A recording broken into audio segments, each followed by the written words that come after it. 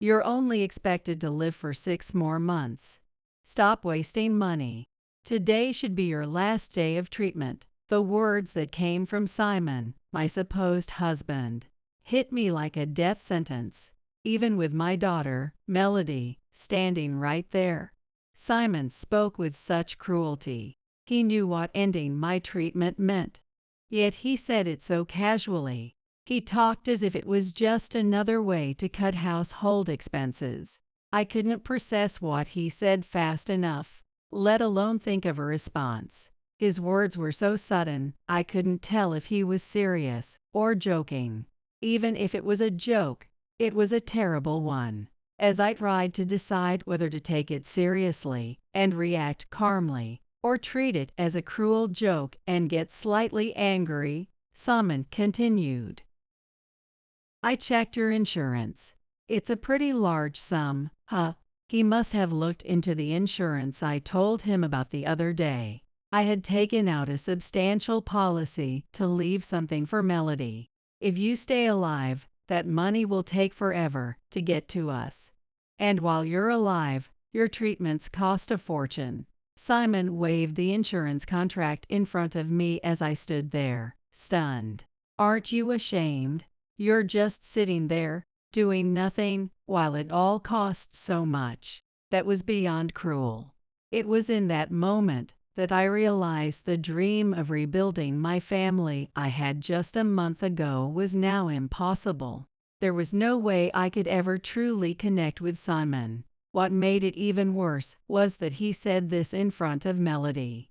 Every time Simon spat out his harsh words, Melody's face grew darker. Simon was no longer her dad. In Melody's eyes, she had lost her father twice. Ashamed of what? Getting treatment when you're sick. That's basic common sense. Come on, compare it to the insurance payout. Would you rather waste money staying alive, or stop treatment so the family gets the insurance sooner? What's more responsible?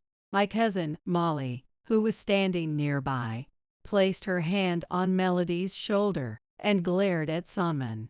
"Simon, what exactly are you trying to say here? Why did you even come to the hospital?" Molly had been taking care of Melody without knowing all the details, but even she had reached her limit. Her words, meant to call out Simon's behavior, only seemed to fuel his anger. "I'm saying it's better if she just dies sooner so we don't waste the money and can get the insurance faster." As Simon said that, I found myself thinking of Melody's real dad, my ex-husband. When I found out my ex-husband had passed away, I was devastated. My heart felt like it was breaking.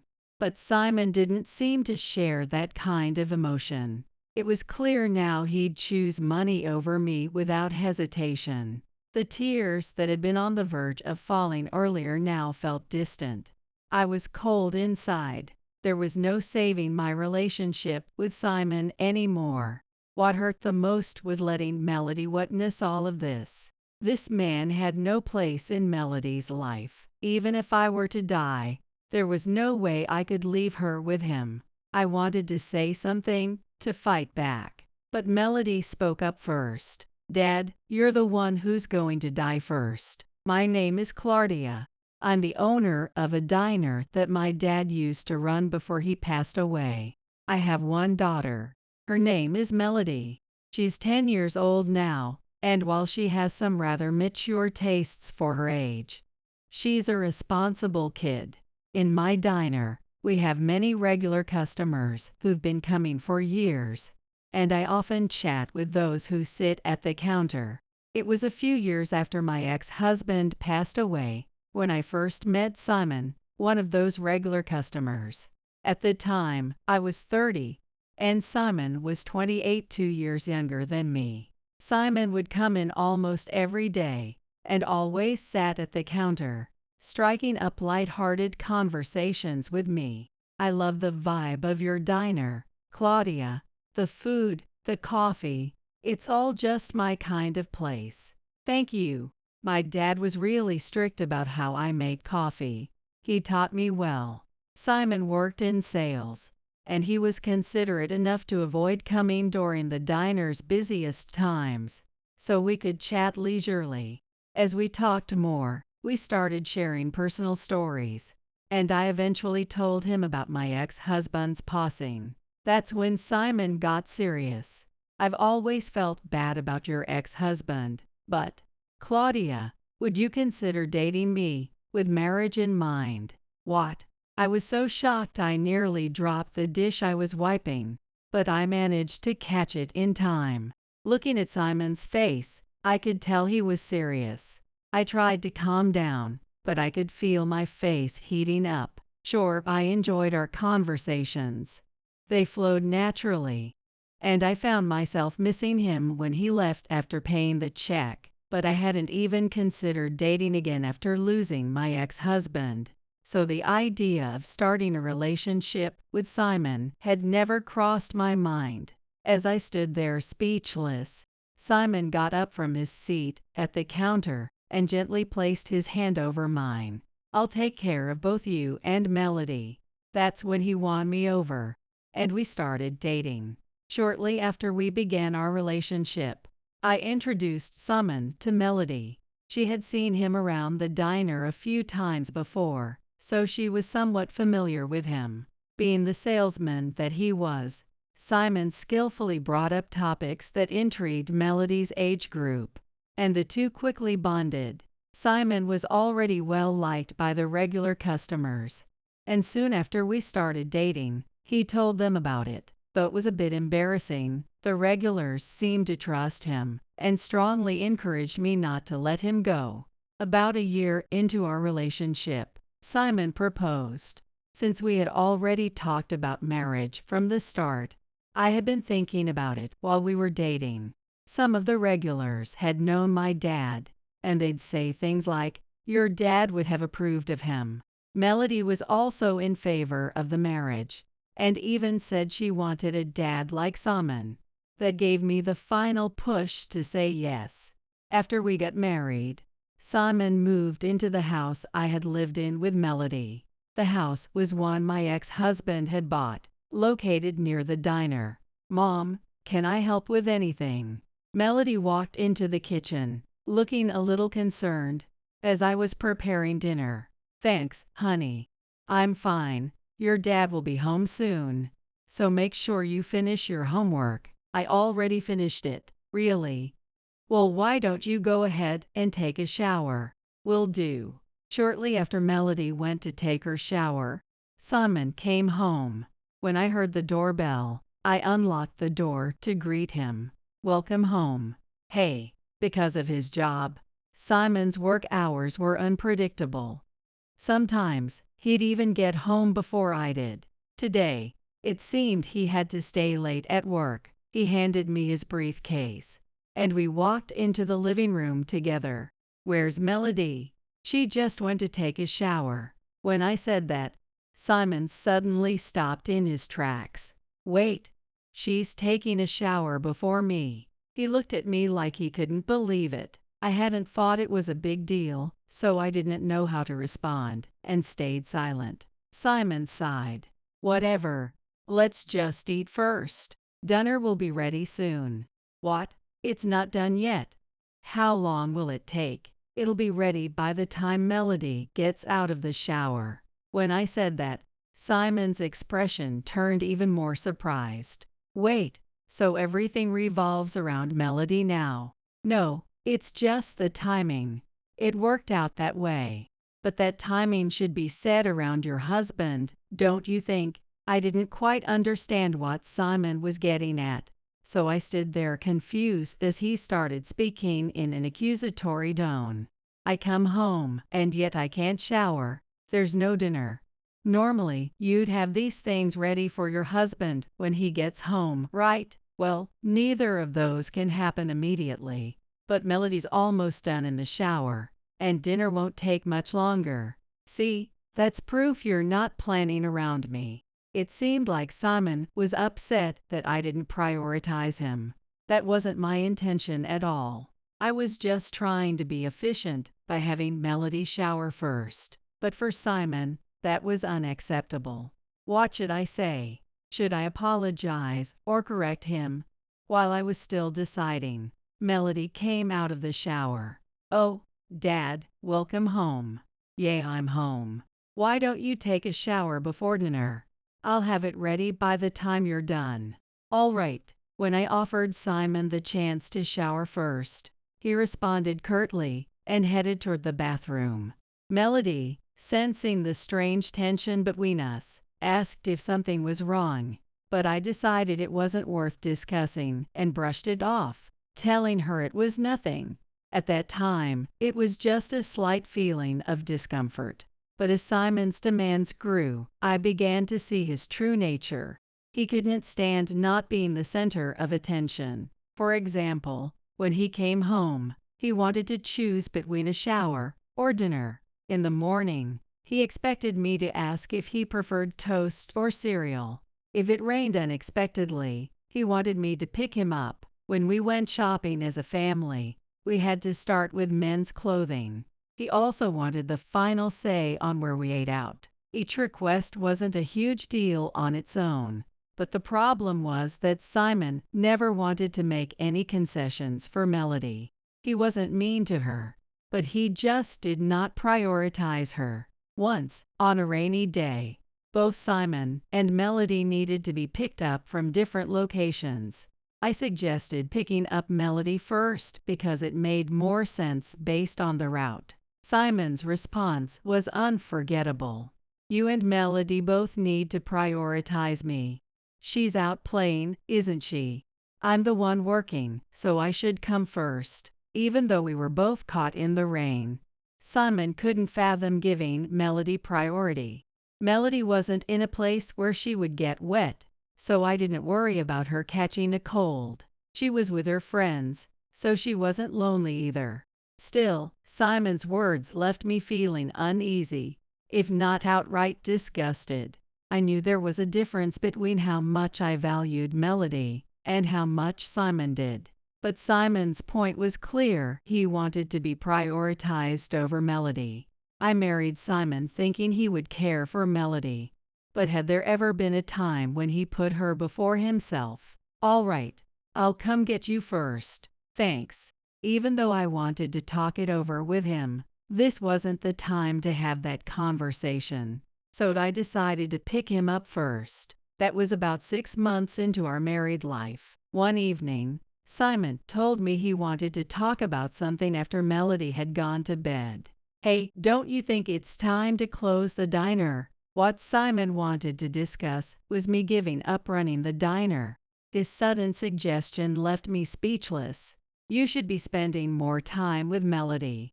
And the housework is slipping too, isn't it?" "I've never asked you for help with housework, Simon. I do everything myself." "True, but if you close the diner, you could spend more time on housework." "Right, well I guess, but..." Simon knew that the diner was something I inherited from my dad, and business wasn't bad at all. It wasn't like I was running a big chain cafe. With late hours, I usually got home before Simon, and it struck me as odd that the same Simon who always demanded to be prioritized was now using Melody as the reason I should quit. Was this really about Melody? "Sorry, but I can't make a decision like that right now. I need to think about it." Even if I intended to turn down Simon's suggestion, I knew this wasn't the time to give an answer. So I suggested we put the decision on hold for now. Simon seemed to accept that it wasn't something I could decide right away. He simply said, "All right," and headed to the bedroom. After that, I continued working while being even more diligent with the housework. I didn't want anyone, especially Simon, to accuse me of neglecting things just because I had a job. And for over a month after our conversation, Simon didn't bring up the idea of me quitting the diner again. About 2 months later, I was still feeling unwell, so I went to a local clinic. At first, they told me it was just fatigue. As my condition showed no signs of improvement and was instead worsening, I continued visiting the clinic. Eventually, the doctor suggested that I should go to a larger hospital and gave me a referral. I went to the larger hospital and spent an entire day undergoing various tests on my body. A few days later, when I returned for my scheduled follow-up, I was given the news. I had 6 months left to live. That was the lifespan the doctor gave me. After discussing treatment options and hospitalization plans, I returned home. I didn't want to worry Melody, so I waited until she had gone to bed before talking to Simon in the living room. Simon, however, seemed to think I had finally decided to close the diner. So you finally made up your mind. Took you long enough. So when's the last day? Now wasn't the time to entertain Simon's wishes. I began to explain calmly. I haven't been feeling well recently, so I went to a larger hospital. A larger hospital? Don't you think that's a bit overboard? No, it's serious. They've given me 6 months to live. 6 months left. Simon seemed shocked and fell silent. I continued. I'll need to be in the hospital for treatment soon. So I need to ask you to take care of Melody while I'm away.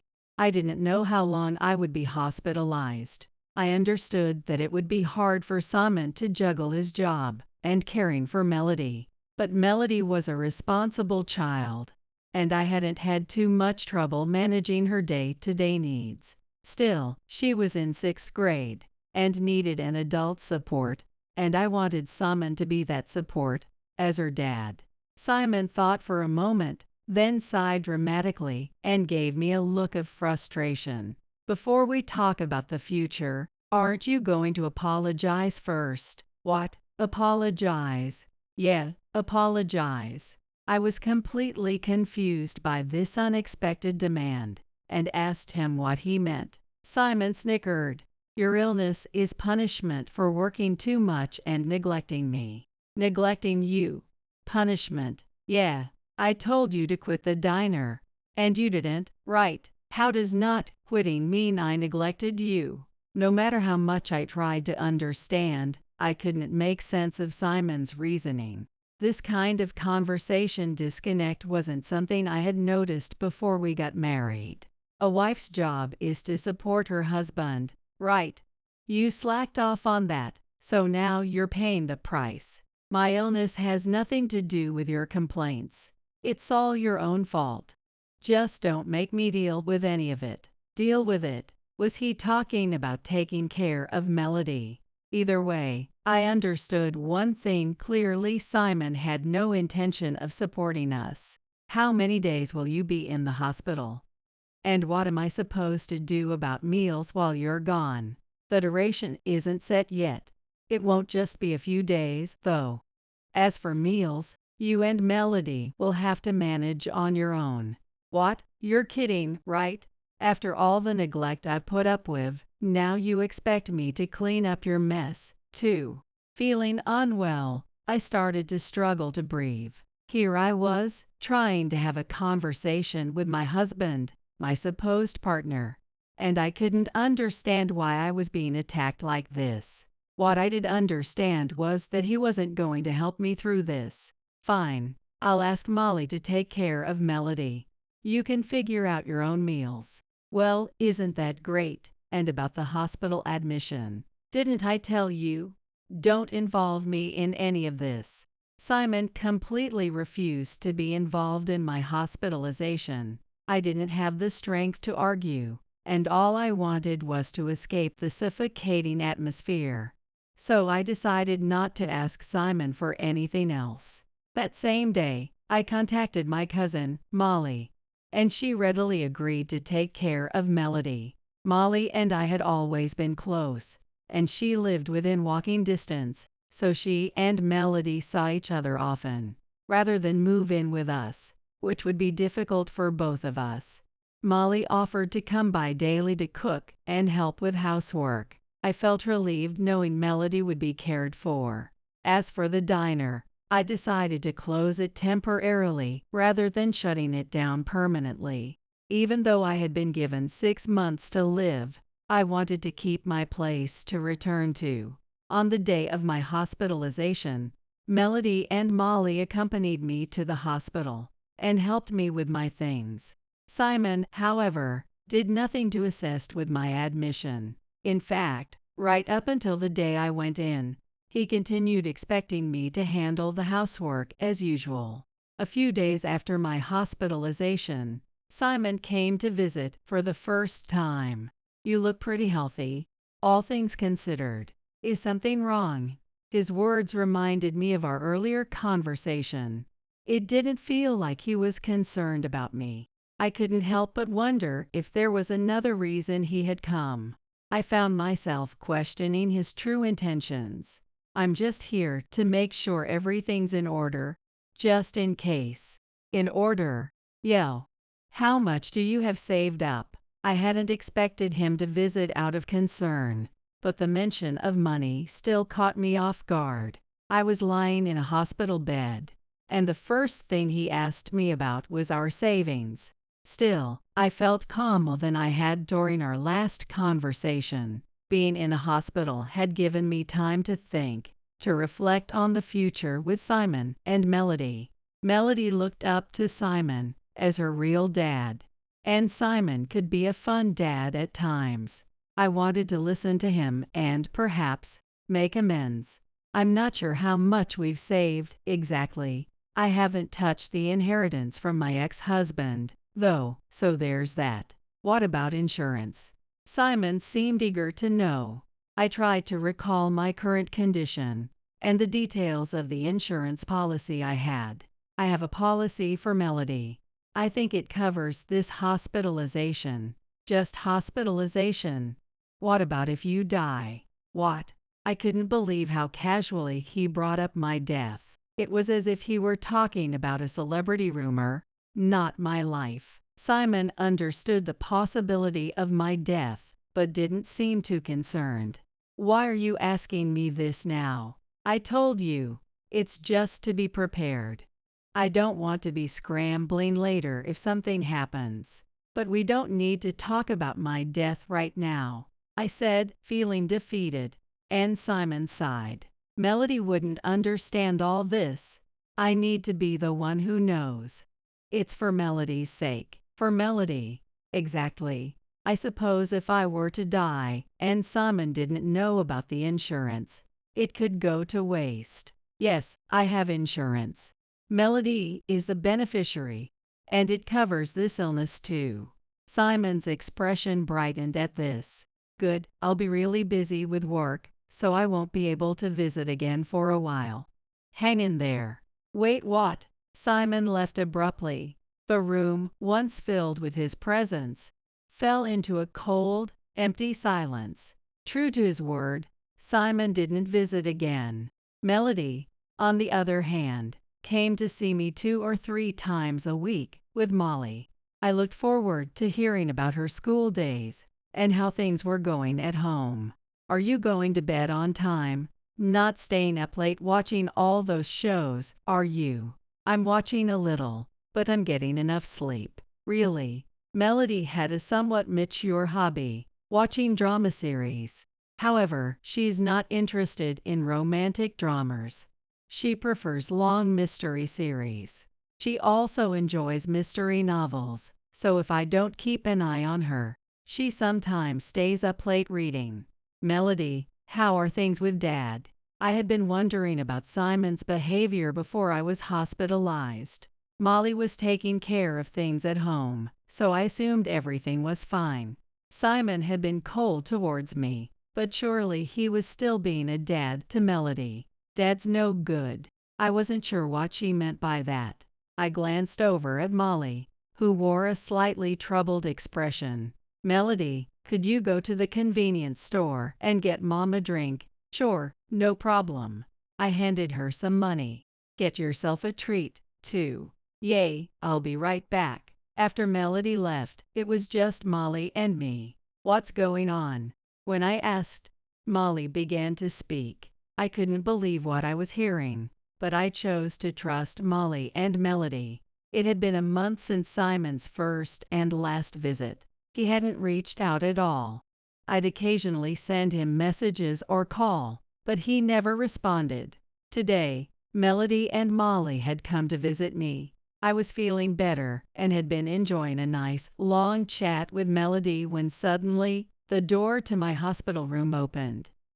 Melody's here too. Simon walked in. Melody hadn't mentioned that Simon would be coming today, so it seemed to be a coincidence. "Simon, it's been a while. Thanks for coming." I greeted him, but Simon just looked at me. Lying in the bed, connected to all sorts of medical equipment, I couldn't believe the words that came out of his mouth. "This is what I call a waste of money." "What?" Simon mumbled quietly. I barely heard him, but Molly did. She immediately placed her hands over Melody's ears. "Don't waste money when you've only got 6 months left. You should stop the treatment today." The words from Simon, my husband, hit me like a death sentence, even with Melody standing right there.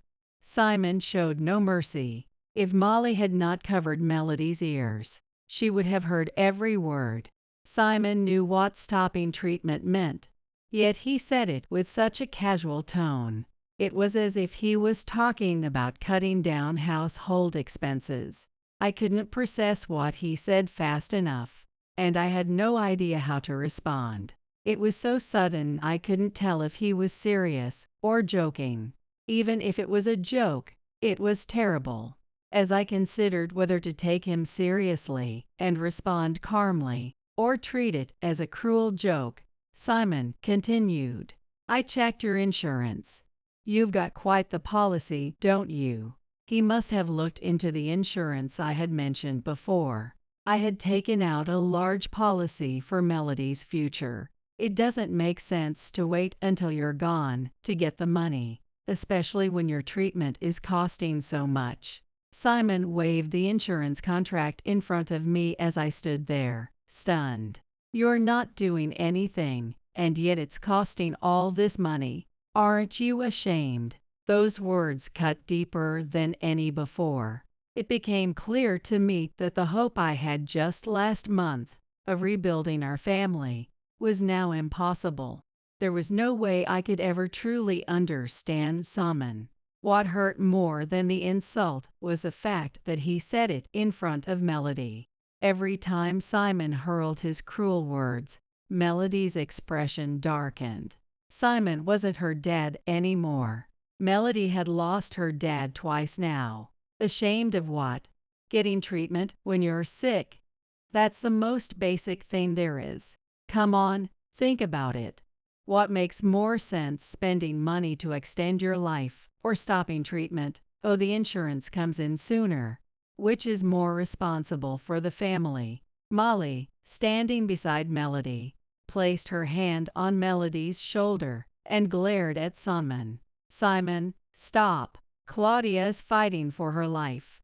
Don't say another word, just leave." Molly had been taking care of Melody without asking for any details, but even she couldn't take it anymore. Her words, meant to stop Simon, only seemed to ignite his anger further. "That's exactly why we should stop wasting money and get the insurance payout sooner."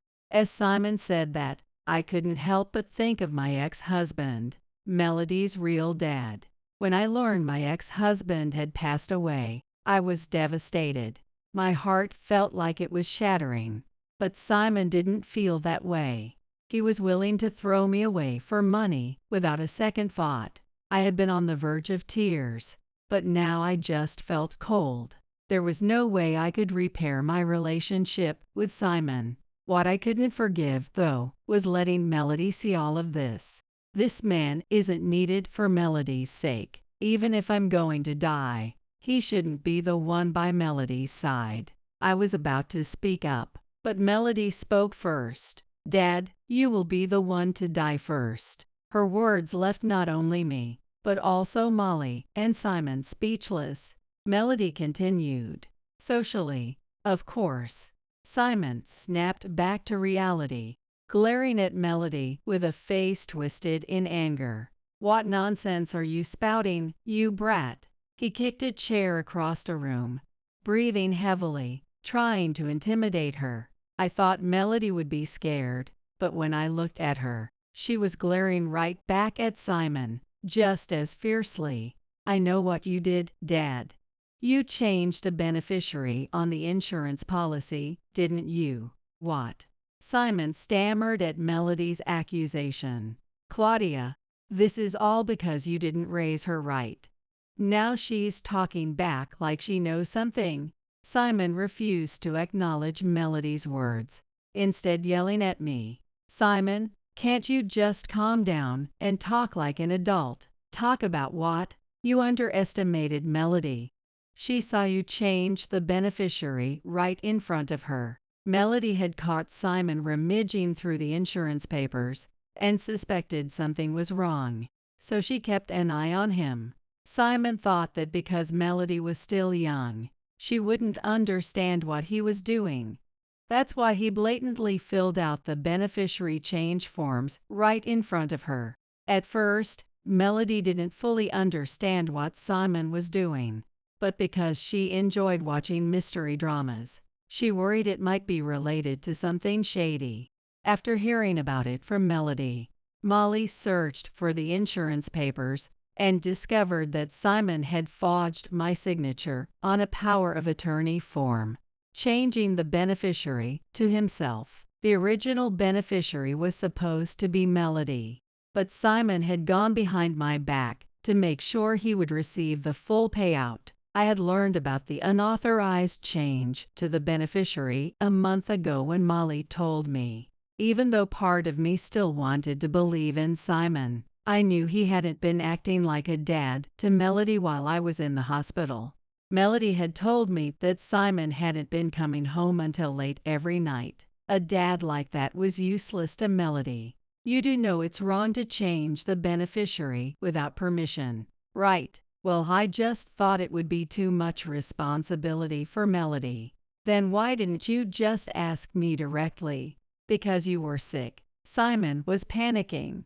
His words were coming out in broken phrases, and his breathing was becoming erratic. And besides, you don't have proof that I forged anything. Simon grasped at straws, desperately trying to defend himself. That's when Melody pulled out her phone and showed us a video she had recorded. In the video, Simon was sitting at the table, surrounded by papers, pen in hand. She had recorded him from behind, clearly capturing him filling out the forms. Dad, did you bring work home? In the video, Melody continued recording as she spoke to Simon. Simon barely glanced at her, seemingly unaware that he was being filmed. No, this is paperwork your mom needs done. It looks really complicated. You're amazing, Dad. How can you understand all these difficult forms? Of course I can. I'm an adult. Simon answered, clearly pleased with himself. He seemed to enjoy Melody's praise. What's this paper you're writing on? I can't even read it. At the top of the paper, the words power of attorney were visible. It's a power of attorney form. What's that? Why are you handling Mom's paperwork? She's in the hospital and can't do it herself, so I'm helping out. Simon admitted to filling out the power of attorney. The video was damning. I turned to face Simon. His face, once filled with arrogance when he first entered the room, was now pale and anxious. I don't think I ever mentioned it, Simon, but Molly is a lawyer. What? She's already gathered this forged power of attorney, and the video we just saw is evidence of your fraudulent actions. Simon stepped back, retreating. He probably knew running wouldn't help, but it seemed like an instinctive response. As Melody slipped her phone back into her pocket, she glared at Simon. Forging a power of attorney is a crime, and socially, you're done for, Simon. She didn't call him Dad anymore, just Simon. It was her way of saying she no longer considered him her father. Simon seemed to realize what was coming. His face grew even paler. When our eyes met, he reached out and placed his hand on mine. You must have been surprised to see me suddenly, right? Today's just been a joke. A joke. I want to support the rest of your life, Claudia. Let's stick together as husband and wife. A joke, telling me to always put him first, telling me not to be a burden before I went into the hospital, not helping with Melody, changing the beneficiary on my insurance without permission. How much of all this does he think can be brushed off as a joke? Simon's words had caused me so much pain and heartache. Even today, if he hadn't tried to make me stop the treatment, I might not have confronted him about changing the insurance. And the fact that he didn't care about Melody, that's not a joke. It's the truth. Don't touch me. Do you think everything can be brushed off as a joke? Come on, don't be so angry, it'll shorten your life. It had been a while since I'd seen Simon smile. But this smile wasn't the one I used to know. It was tight, forced, almost groveling like a sycophant begging for something, as if he had learned to beg like a trained monkey. Simon, you know I tried contacting you several times, right? Ever since his last visit, I had tried to reach Simon many times. No returned calls, no replies to messages. That's because I wasn't avoiding you. Work was just so busy. It's fine.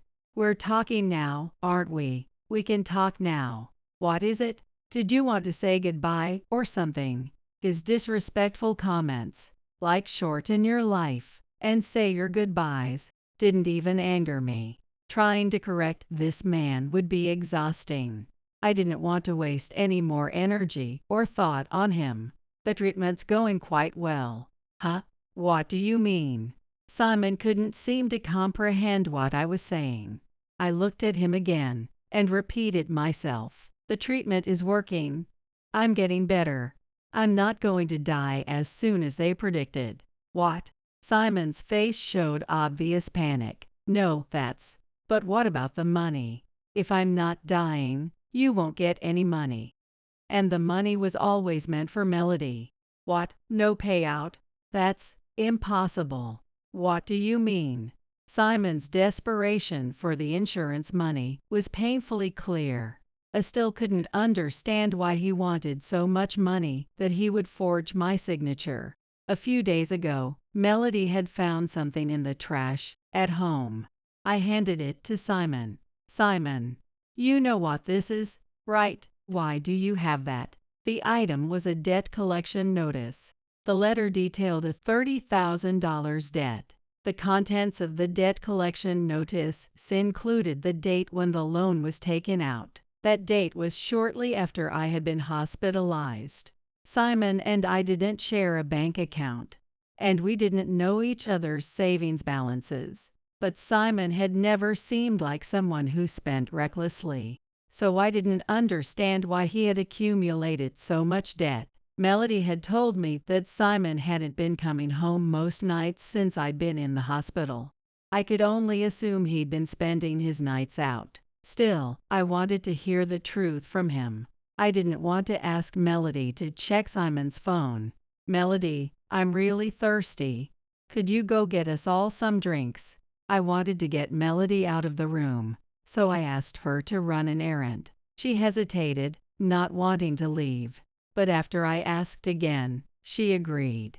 Melody, I'd love an iced latte from the cafe near the front desk on the first floor. Molly quickly suggested a cafe that was a bit farther away. She was helping me buy some time. Melody reluctantly agreed and left the room.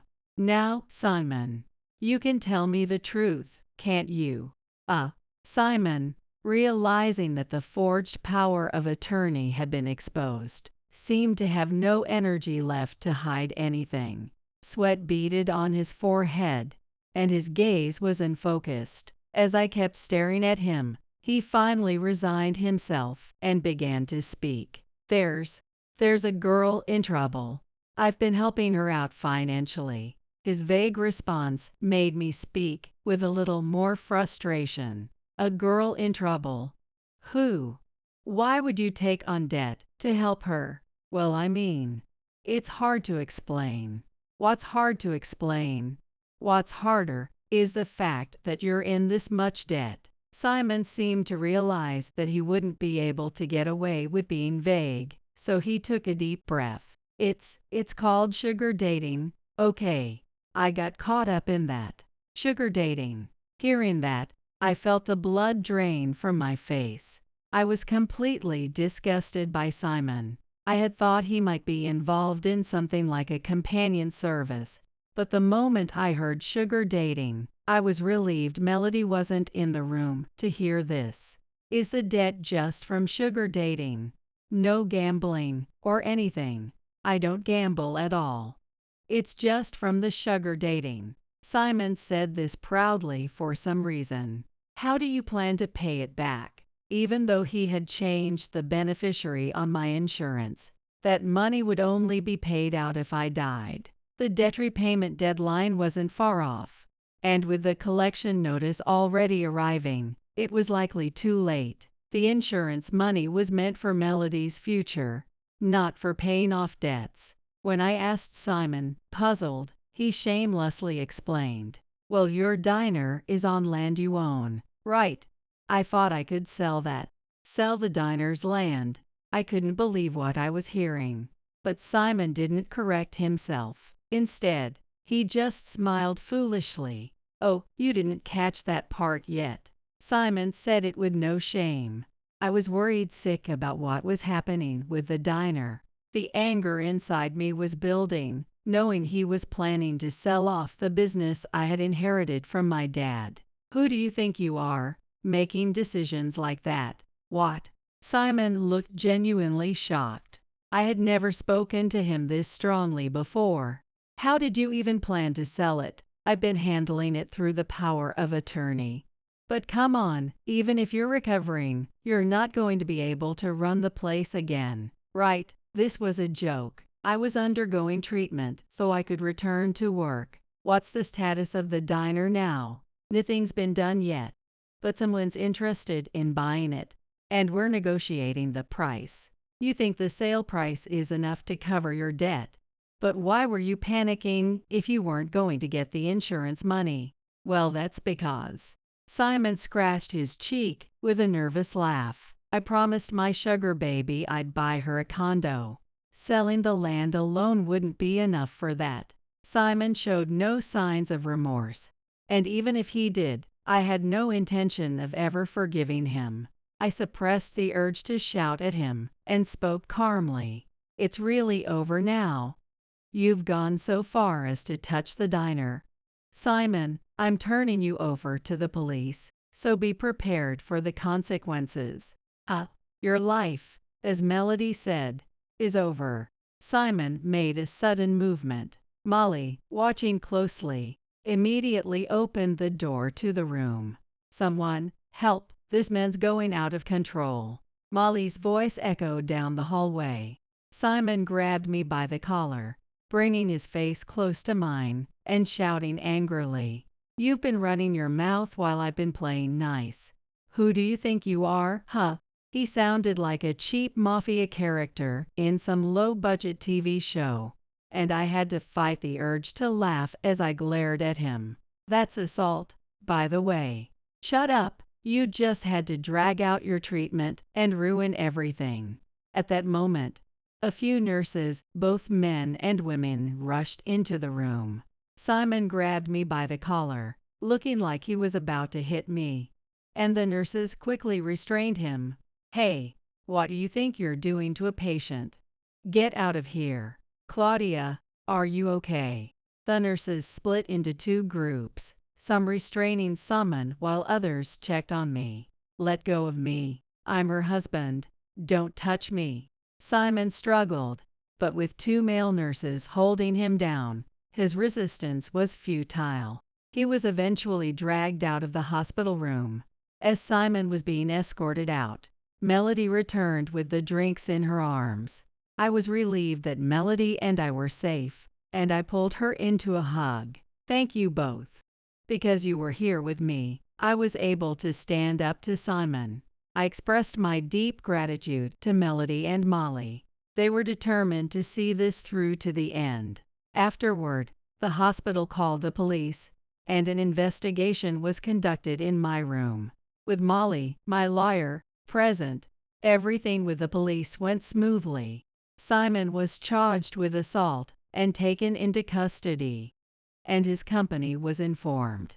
He was also prohibited from contacting me or coming to the hospital until I was discharged. Molly, worried Simon might seek revenge on Melody, offered to take care of her at her house until I was released. Of course, the sale of the land was canceled. When we contacted the real estate agents Simon had been working with, they refused to proceed with the sale, not wanting to deal with such a fraudulent transaction. I also contacted the insurance company, and they sent a representative to the hospital. I explained about the forged power of attorney, and they restored Melody as the beneficiary, as it had always been. My treatment continued to progress well, and a month after Simon's last visit, I was able to be discharged from the hospital. The house was in my name, so while I was still hospitalized, Molly and the police were there to ensure Simon moved out. Now I'm proceeding with the divorce through family court without having to see Simon in person. Naturally, I'm also filing for compensation in the divorce. During my hospitalization, Simon was given a suspended sentence for forging the documents, leaving him with a criminal record. Because of this, he was fired from his job. Simon had been sending me one-sided messages, claiming he had quit sugar dating. It wasn't that he had quit, it was more likely that his partner had cut ties with him.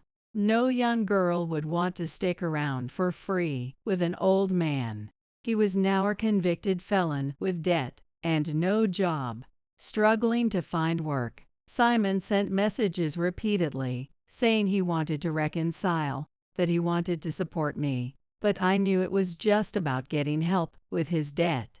I never replied, and after dragging his feet on signing the divorce papers for months, Simon finally signed, and our divorce was finalized. He finally seemed to understand it was truly over. I'm now fully recovered and running the diner again. My regular customers have returned, and the diner is back to the way it was before I ever met Simon. As for Melody, she turned our story with Simon into a novel and published it online. It became surprisingly popular and garnered a lot of attention. Melody has grown to love writing, and now she spends her time in a corner of the diner, reading books or writing more of her story at her own pace. As for me, I'm enjoying the peaceful atmosphere of my diner once again, cherishing every moment as I work happily each day. For the past 20 years since we got married, I thought I had been doing my best for my husband Paul and my mother-in-law, Dorothy. But then, out of the blue, Paul told me, "Starting next month, I'm going to live with Mom and Angela," announcing his plans to move in with Dorothy and his sister Angela. To make matters worse, Dorothy insulted me by saying, "Parasites from outside the family should go back to their own homes." That was the moment I finally woke up. I said, "Understood. Then I'll leave." With those words, I left the house the next day. However, when furniture and appliances started being moved out one after another, and Paul and his family heard that I had moved into a new condominium reputed to be worth $1 million, they were furious and came storming over. My name is Linda, and I'm 48 years old. I work in the accounting department of an air conditioning company. I lived with Paul, who is 2 years younger than me, and my mother-in-law Dorothy. We have no children. Paul and I first met when he joined the large real estate development company where I worked. Initially, I watched from the sidelines as he was doted on by female colleagues and older male employees, thinking he was just a man of these times. But for some reason, Paul said to me, "Other accountants are kind of hard to approach, but you have a gentle aura, Linda."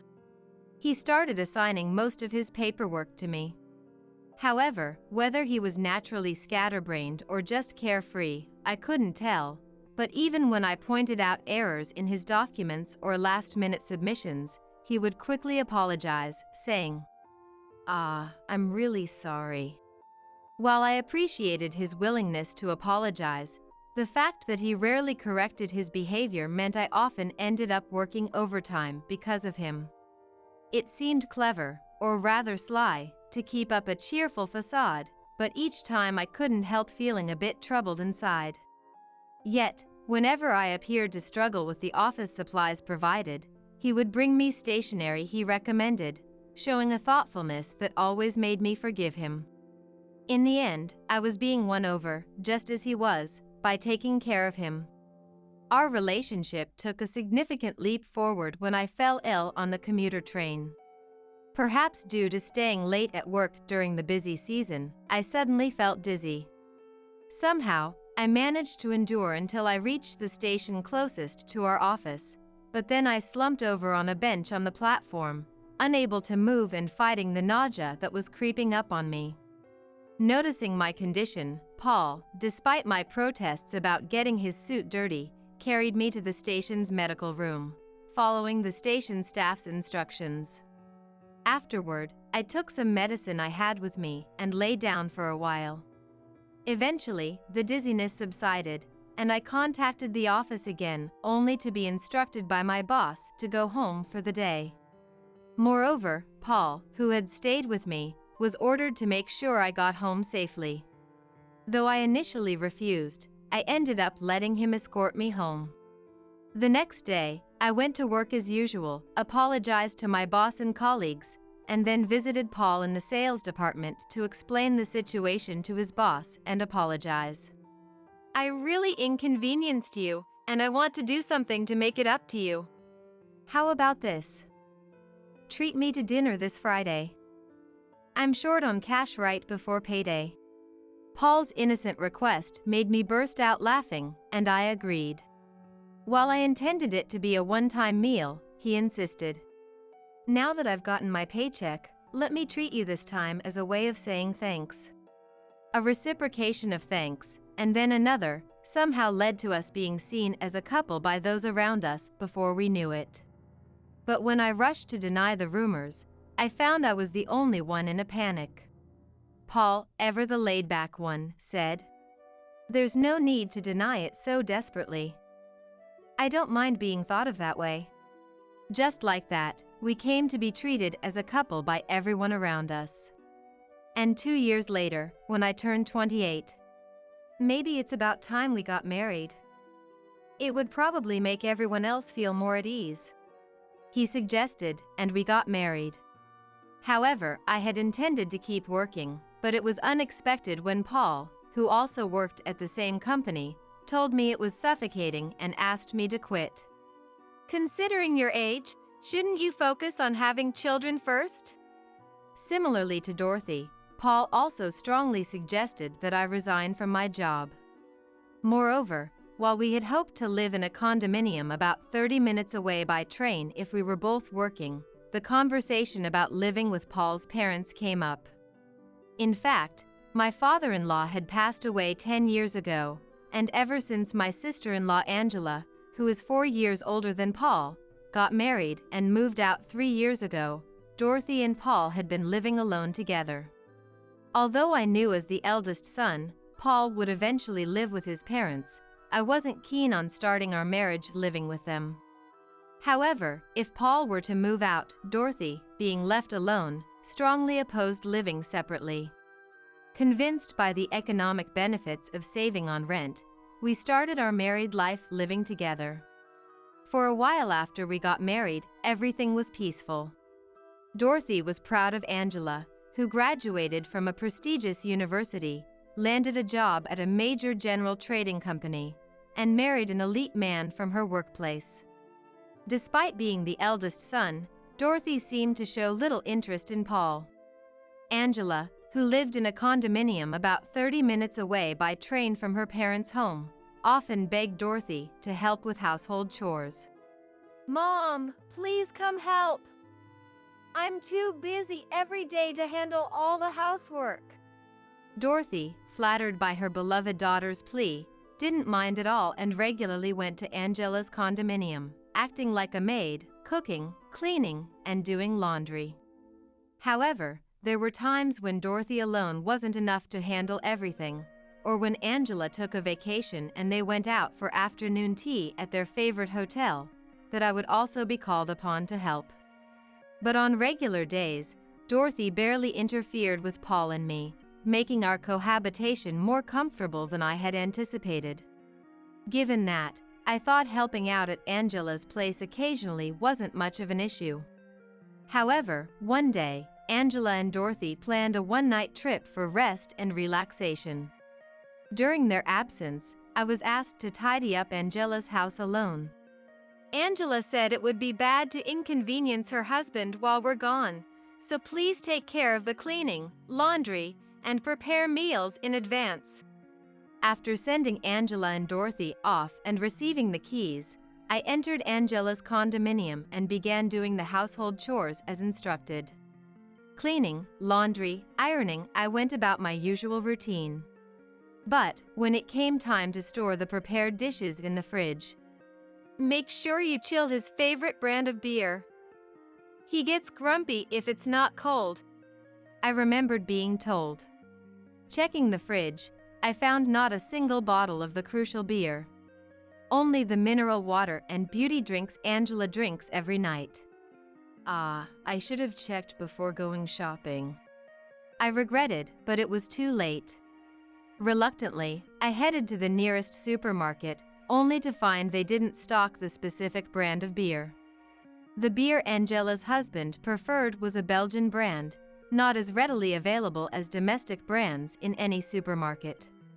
Initially, I thought finding it would be easy if I just went to another store, but after visiting nearby supermarkets and drugstores that also sell food, I couldn't find the brand anywhere. Back then, map apps weren't as widespread, and I wasn't familiar with the area around Angela's condominium, so I had no idea where to find what stores. Despite rushing around in a panic, I couldn't find it, and time was running out. Eventually, I caught a taxi to a liquor store a bit further away and finally found the beer. By the time I returned to the condominium, it was nearly 5 p.m. I just wanted to put the beer in the fridge and head home. As I entered Angela's room, I saw her husband, Charles, standing in the living room. "Charles, you're home early." As I said this, trying to tidy up the apron and the bag of food containers left on the sofa. "What's all this?" "I was told we hired someone to take care of the house," he questioned. According to Charles, he had initially planned to invite his mother to live with them since they were both going to be working full-time. "My family is just like my wife's. My dad has passed away, and since I have no siblings, my mom is the only one I can rely on. So, I asked her to live with us in exchange for helping with household chores," he explained. However, Angela retorted, "Then I want to invite my mom to live with us too. It's unfair and dishonest to favor only your mother." I was scolded for that. As a result of the discussion, it was decided not to rely on either of our parents, but to hire someone for the household chores. And it was settled that we would share the costs for this. However, in reality, Dorothy and I were secretly called upon to do the housework. Upon learning the truth, Charles immediately contacted Angela's mobile phone. Perhaps sensing trouble, Angela and Dorothy rushed back from their trip, but it escalated into a big fight with Charles demanding explanations. Unable to leave and forced to listen in, it seemed Angela had been using the money Charles gave her for housekeeping on her own spa treatments and leisure activities with Dorothy. Dorothy managed to apologize on the spot, promising to be more careful in the future. But later on, it came to light that Dorothy and Angela had been gifting presents to and going out drinking with the handsome stylist at their favorite hair salon.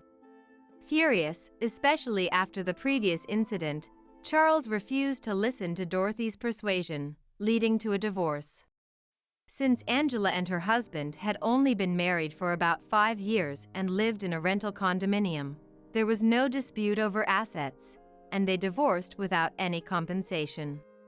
It seems she couldn't bear the rumors at the workplace since they worked at the same company. Angela, having been scouted, resigned and moved to another company simultaneously with her divorce. However, it seems she struggled to build her career as hoped in the new environment. Angela, frustrated, began to lash out at me along with Dorothy. "It's all your fault this happened. If only you had handled things better, none of this would have occurred. You're the one who ruined my life." That's how they started blaming me. Moreover, at a time when I was distressed over not being able to have children, Dorothy mocked me, saying, "I wanted to see my grandchildren, but I guess it's for the best. A grandchild born from such a defective woman wouldn't have been lovable anyway." She said that bluntly. The sheer unfairness made me burst into tears. But what shocked me more was when Paul saw me crying and disdainfully said, "If you're going to cry and regret your sins now, why couldn't you have just done as they said? It's me who wants to cry, being caught up in your mistakes." Hearing that made me feel so devastated, my legs almost gave way. Because it meant Paul seriously thought I was to blame, despite knowing everything. In other words, I had no allies in this house. Realizing this, I immediately thought of divorce, but being a housewife with no job made it not so simple to just say I wanted a divorce. I could go back to my parents' house, but moving back unemployed to a house where my brother and his wife lived nearby would just make me feel small.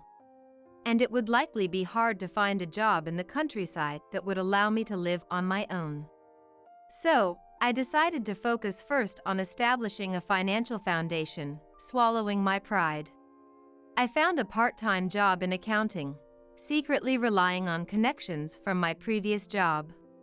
I got permission by tearfully telling Dorothy and Paul, "It pains me to just be a housewife when we're struggling to have children, so I want to at least work a part-time job to help with the household finances." And I started working the next month. Of course, neglecting housework could lead to snide comments and possibly demands to quit my job. That's why I pushed myself hard, even when tired or feeling unwell. I made no compromises at work, seizing any chance to improve and continuing to strive. As a result, I was promoted to a full-time position in the second year of my part-time job. 5 years later, I was invited by a former boss to join the current air conditioning company and have continued to work hard. But recently, as we approached our 20th wedding anniversary, after dinner, as I was doing the dishes, Paul came and said, "Come to the living room, I have something to tell you." It was unusual for him to seek me out as he usually spent his time happily with Dorothy, indifferent to whatever I was doing in the house. With that thought, I went to the living room, and before I could even sit down, "This has already been decided," Paul began. "Starting next month, I'm going to live with Mom and Angela," he declared. Dumbfounded, Dorothy added, "Angela's been overworked at her new job, got sick, and needs to recuperate at home. It's best for her to relax here, and if that's the case, it's better without an extra mouth to feed, right?" Then, coming over to my side on purpose, she said, "Parasites from outside the family should go back to their own homes," making a shooing gesture at me.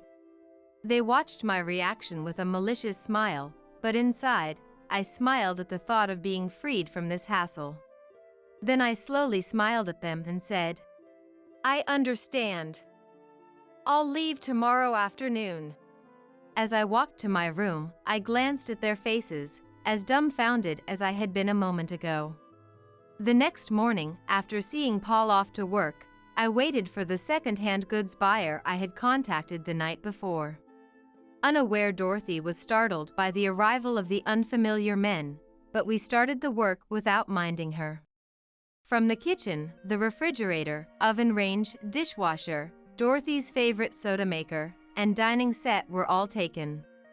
Of course, I didn't forget the IH cooking heater. Next in the living room, the TV, air conditioner, the diligently working robot vacuum, and AI speaker. The off-season hot carpet and sofa set were also listed. Then, the fully automatic washing machine, Paul's room's computer desk, and bookshelf. In addition, the air conditioner, bed, and dresser in Dorothy and Paul's rooms were quickly appraised. As the dealer started making a call, Dorothy, seemingly coming to her senses, rushed over furiously. Hey! What are you starting here? Entering people's bedrooms! She shrieked at me, to which I replied with a smile. Since I'm just a parasite from outside the family, I thought I should at least take care of my own belongings before making my exit. Just then, additional personnel called by the dealer arrived. After that, the furniture and appliances listed were swiftly moved out of my husband's family home. Overwhelmed by the efficient and purposeful movement, Dorothy could only pace restlessly around. Then, as a final touch, after removing all the room lights, the dealer quickly left. What remained were Paul's computer and the bedding for his bed placed directly on the floor, and Dorothy's cosmetics left on the floor, visible to the eye. Then, Dorothy exclaimed again. Wait a minute! Do you think you can get away with doing something like this? To which I simply responded, I'll be consulting a lawyer for the rest. With that, I left my husband's family home, pulling along a suitcase I had packed the night before. A week later, after receiving a call from the lawyer I had hired, Paul, Dorothy, and Keiko rushed to the lawyer's office on the same day. When I arrived late, You call us here and then show up late. What a disgraceful woman! immediate angry shouts were thrown at me. But then, Mr. Smith, the lawyer, clarified. We did not summon you here. It was you who came unannounced right after we informed you that I would be handling future negotiations. Hearing this, the normally confrontational Paul immediately quieted down. Then, as if seeking vengeance for her son, Dorothy was ready to fight. Now that we're face to face, let's talk. After leaving like a thief, there's no way you can just come back. But if you're willing to apologize and show remorse, that's a different story. She said in one breath, glaring at me. Angela and Paul were nodding vigorously beside her, probably thinking I would jump at the chance to discuss this topic. How naive. At my signal, the lawyer smoothly began. Of course, she has no intention of returning. The discussion is about signing the divorce papers, property division, and compensation. Stunned by these words, the three of them exclaimed, We're not getting a divorce. Property division and compensation. How audacious! How dare you! All at once, creating a racket. When things got out of control, the lawyer's coughing brought some quiet, and I calmly stated, Divorce is a settled matter. If you do not agree, we are prepared to proceed with mediation or court. They tried to raise their voices again, but another cough from the lawyer made them quiet down. After some whispered discussions among themselves, they surprisingly quickly signed the divorce papers I presented. However, their attitude changed again when it came to property division and compensation. How audacious to talk about property division. You were just a part-timer, practically a parasite to Paul. To think we made such a failure our son's wife, we should be the ones receiving compensation. We won't pay a penny. They began to berate again. Then, I presented the recent 5 years household accounts and the bank account statements I used for managing living expenses. Initially, Paul and Dorothy didn't understand, but as the lawyer explained with the documents, their complexions darkened. Because for about the last 5 years, I had been paying approximately $3,200 a month for living expenses, practically covering everything. That's ridiculous. I've been contributing $1,500 a month to our household. Paul protested, but against the $1,500 Paul deposited, the revolving credit payments for Paul and Dorothy's cards were nearly the same amount. Effectively, even if his salary was deposited, it just went out from one hand to the other. Instead, the $3,200 from my salary account covered the remodeling loan, Paul and Dorothy's car loan, groceries, and all the loans for furniture and appliances. In the past 5 years, since Linda became the head of the accounting department at her current company, almost all of her income went into the household. That amounts to about $190,000 in total. Despite such contribution, it's quite something to be called a parasite, the lawyer stated. The three were wide-eyed, flipping through the documents, but what the lawyer stated was an undeniable fact. Realizing they were at a disadvantage, Dorothy suddenly said, Hey, Linda. We were once husband and wife, daughter-in-law and mother-in-law, and sisters-in-law, weren't we? Let's stop fighting and walk our separate paths peacefully. She tried to appeal to me with a conciliatory tone. I responded, Yes, that's right. And I also let my temper get the best of me the other day and sold off all the furniture and appliances.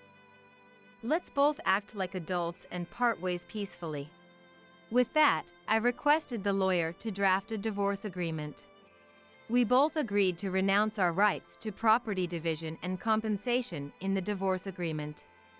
After making it official with a notary public, Paul and I shook hands, ending our 20-year marriage. But the story didn't end there. After completing the procedures, Paul, Dorothy, and I went our separate ways.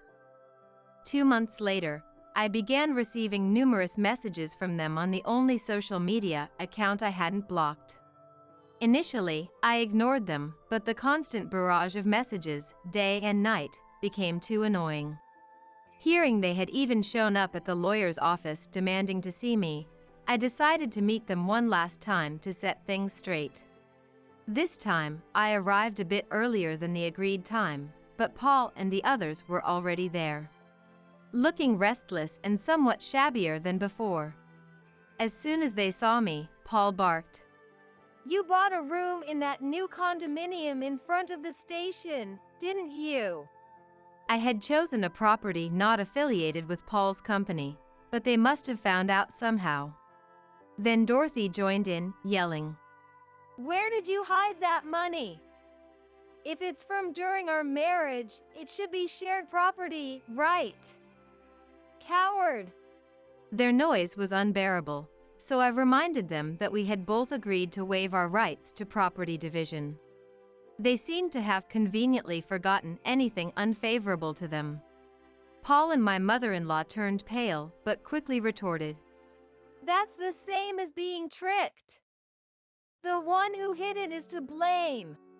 The lawyer then coolly stated, The funds for Linda's condominium purchase came from the sale proceeds of stock options she had received upon joining her current company. This does not fall under marital assets. If you still claim rights, we'll see you in court. Paul fell silent at that. But Dorothy went even further. Oh, is that so? If that's your attitude, we'll take this to court or whatever it takes. Saying this, she huffed angrily. I then countered, In that case, I'll also file for damages. The psychological damage wasn't minor, considering you were so openly looking for a new partner even before our divorce was finalized. I laughed as I said this, making Dorothy's face go pale. Next to her, Angela, who had been sitting dazed, also turned white when I added, Of course, Angela, I'll be claiming damages for the emotional distress you've caused me. I've kept all the evidence of the verbal abuse and harassment you've inflicted on me after your divorce from Charles. I laid out a voice recorder, USB drives, and printed messages as proof. Lastly, I said, By the way, Angela, you know Mary, right? Actually, she's the daughter of my direct superior. As I looked straight into Angela's eyes with a smile, her complexion turned even paler. I had already discussed and consulted my current employer to some extent about the situation to prevent any disruption in my work. In fact, that supervisor has a daughter named Mary. I've met her a few times at company BBQs and other events, a cheerful and wonderful woman. However, right after graduating from university and joining a company, Mary faced terrible harassment from her boss and is currently on leave due to mental health issues. The person who harassed her was Angela. Mary's parents divorced when she was young, and since then, she has been living with her father. Because Mary didn't have any close female figures, I was asked to take her out for meals and shopping to help her get a change of scenery, to which I happily agreed.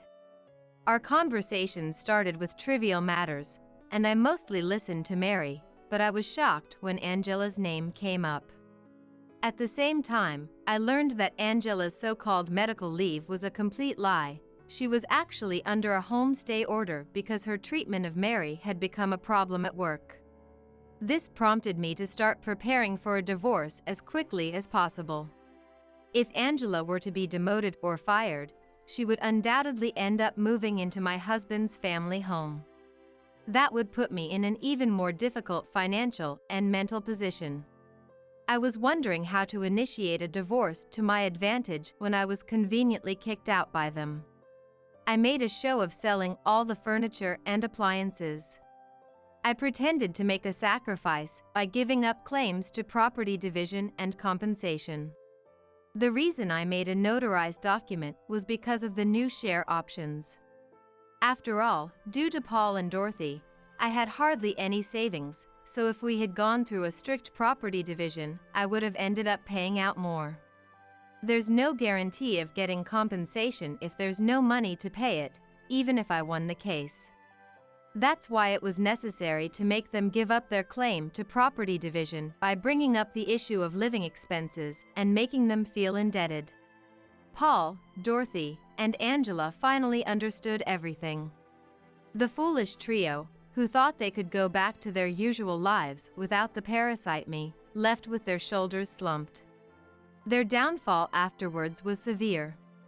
Dorothy, just as I had pointed out, not only spread the word that she was going to decisively break up her son with his part-time job-capable wife and me, but also said, So, if you know any nice girls, I'd love for you to introduce them to my son. She even went as far as to demand dinner parties to introduce her son to women. Of course, among those approached, people of standing talked behind Dorothy's back, saying it was absurd to look for a new partner for her son before even finalizing the divorce with his current wife. Moreover, setting such conditions, she must be greatly overestimating what her son is worth. They were said to have laughed at this. And the conditions Dorothy deemed suitable for Paul's wife were astonishing. First off, she should be in her early 20s. Anyone older would be too influenced by society's nonsense about equality in marriage, right? She was reported to have said. This alone was shocking enough, but Dorothy didn't stop there. Of course, we'll cut ties with the wife's family, but before that, they should hand over their inheritance up front.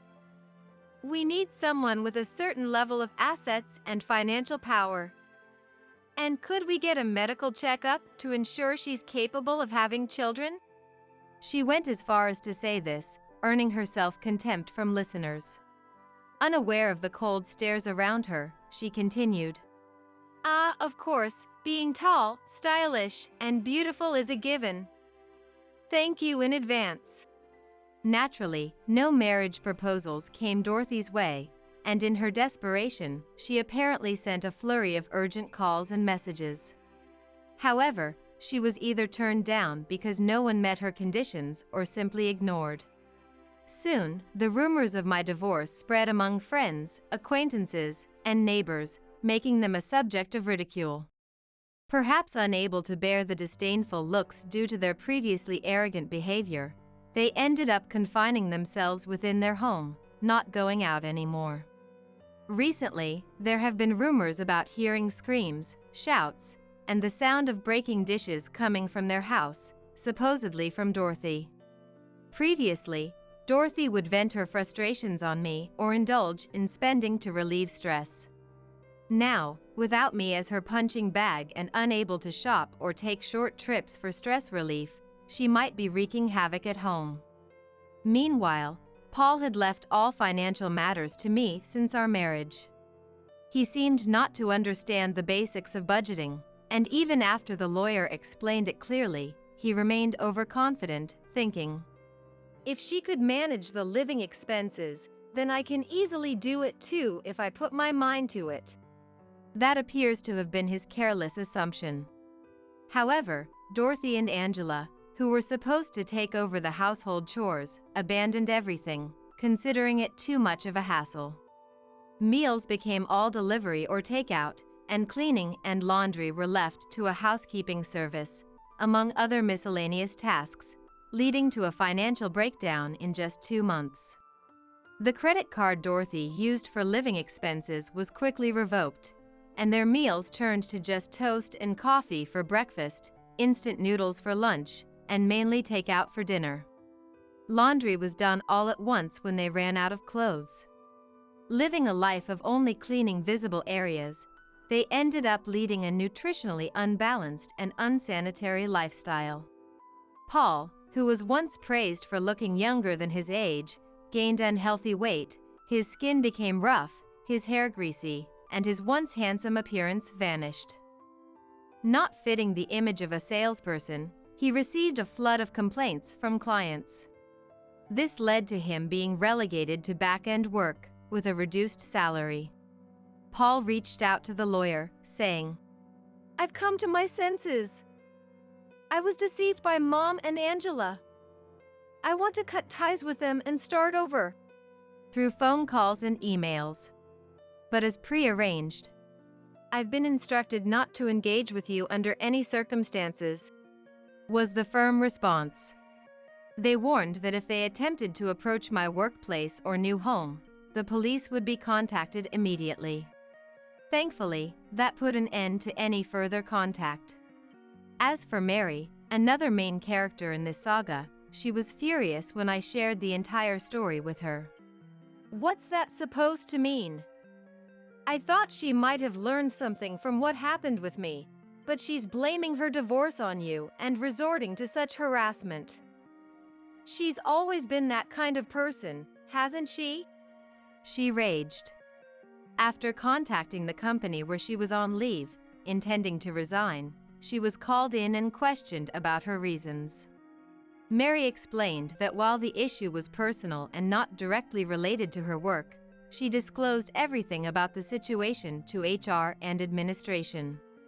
After ensuring that those present were shocked by the story, she stated, There must have been faults on my part in the issue with me as well. I was hoping we could work together for the company if you sincerely reflected on it. But I cannot see that happening, she asserted firmly. While presenting her resignation letter, she said, Working under her again would be a mental health hazard for me. Mary then transferred to a competitor that allowed her to work remotely until her health fully recovered. At her former department, the news of Mary's sudden resignation, who was supposed to be on leave, shocked everyone. Rumors spread that the harassment from Angela continued outside the company, leading to an uncontrollable situation. Some colleagues, who admired Mary, a leader among the younger staff, started considering changing jobs, prompting the higher-ups to convene urgent discussions. As a result, Angela was transferred to a subsidiary in another state after her home stay period ended. Despite Angela's resistance, claiming the transfer was an unfair treatment, the threat of dismissal forced her to reluctantly accept the assignment. However, at the new company, rumors had already spread, leaving her completely isolated, with no one to socialize with and receiving only the bare minimum of communication needed for work. Crying to Paul and Dorothy. I want to quit. I want to come back. She was met with, We don't need an unemployed troublemaker. Whose fault do you think this is? That's right. You are the real disaster and parasite. She was harshly rebuked by the two. Now, in a corner of the subsidiary where no one approaches her, she continues to work, a shadow of her former self. As for me, after the divorce from Paul was finalized and this whole ordeal ended, encouraged by Mary, I remarried my boss after about half a year of living together. To be honest, considering my 20-year marriage with Paul, I wasn't inclined towards remarrying, but Mary said something along the lines of, It might sound odd coming from his daughter, but marriage can be good depending on the partner.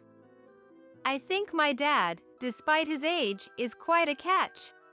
Mary encouraged me, seeing my hesitation. Indeed, in less than a year, I've laughed more than during the entire 20 years with Paul. Having a partner to share a life where I can be myself has truly brought happiness. Sometimes, I think if I had made this decision sooner. I do feel a bit of regret, but dwelling on the past and wasting the remaining time seems far more wasteful. I plan to cherish the peaceful life ahead with my new husband and daughter. Hey, isn't your 50th wedding anniversary coming up soon? My daughter Stella said as she sat on the sofa, rubbing her growing belly. I'm currently living with Stella in her apartment to help take care of her during her pregnancy. As I folded the laundry, I glanced over at her and saw a very relaxed and gentle expression on her face. When we reach our 50th anniversary, I remember we talked about taking a trip to Europe a long time ago. I said, Wow, that sounds amazing. Stella exclaimed.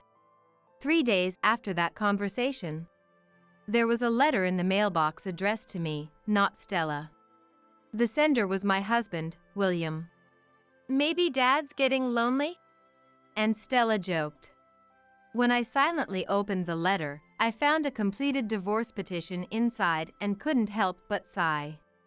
Stella was shocked and at a loss for words upon seeing the divorce papers, but I started rummaging through my purse, looking for a pen to sign them. I need to submit this right away, I said, surprising her. But just 3 days ago, you were talking about celebrating your 50th anniversary, she said. I took a pen out of my purse and carefully spread the divorce papers out on the table. After smoothing out the creases, I stared at William's handwriting for a moment, lost in thought. Come to think of it, it had been years since I'd seen William's handwriting. His name was written on the divorce papers in the same beautiful script I remembered from our younger days. It's not a problem. Because my name is Melissa. Although I never heard it directly from my parents, I believe my family was quite poor. It was the spring when I had just become a high school senior. I didn't have any specific career aspirations or fields I wanted to study. I had a vague hope of going to college, but my parents couldn't understand that at all. The fact that my father himself only had a high school education and felt insecure about it might have been one of the reasons for their lack of understanding.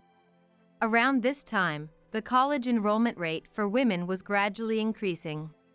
However, gender discrimination in the workplace was still commonplace, and it was expected for women to quit their jobs once they got married. Women back then were only seen as temporary employees until they got married. My father passionately argued that there was no need for a woman to have a 4-year college degree since she wouldn't be entrusted with any significant work anyway. In reality, we couldn't afford to send me to college, but my father seemed reluctant to admit that. Sensing this, all I could do was smile and say, You're right, women don't need higher education. In the end, after graduating high school, I got a job at a bank close to my home. I thought that working in the financial industry would provide stability. I still remember the day I got the job at the bank. Even my usually strict father seemed happy. After working as a teller and handling certificates of deposit for a few years, I married William, whom I met at the same workplace. My parents were overjoyed about my marriage to William, but a few years after our wedding, his parents fell ill, and we ended up moving in with them at his family home. William's family ran a small diner in the countryside, and he repeatedly pleaded with me to let him take over the family business. To be honest, I didn't want to. I couldn't imagine myself running a diner with few customers. Seeing me hesitate to give an answer, William got up reluctantly and headed to the kitchen. I had heard he was good at cooking since we were dating, but it was the first time I saw him actually preparing food.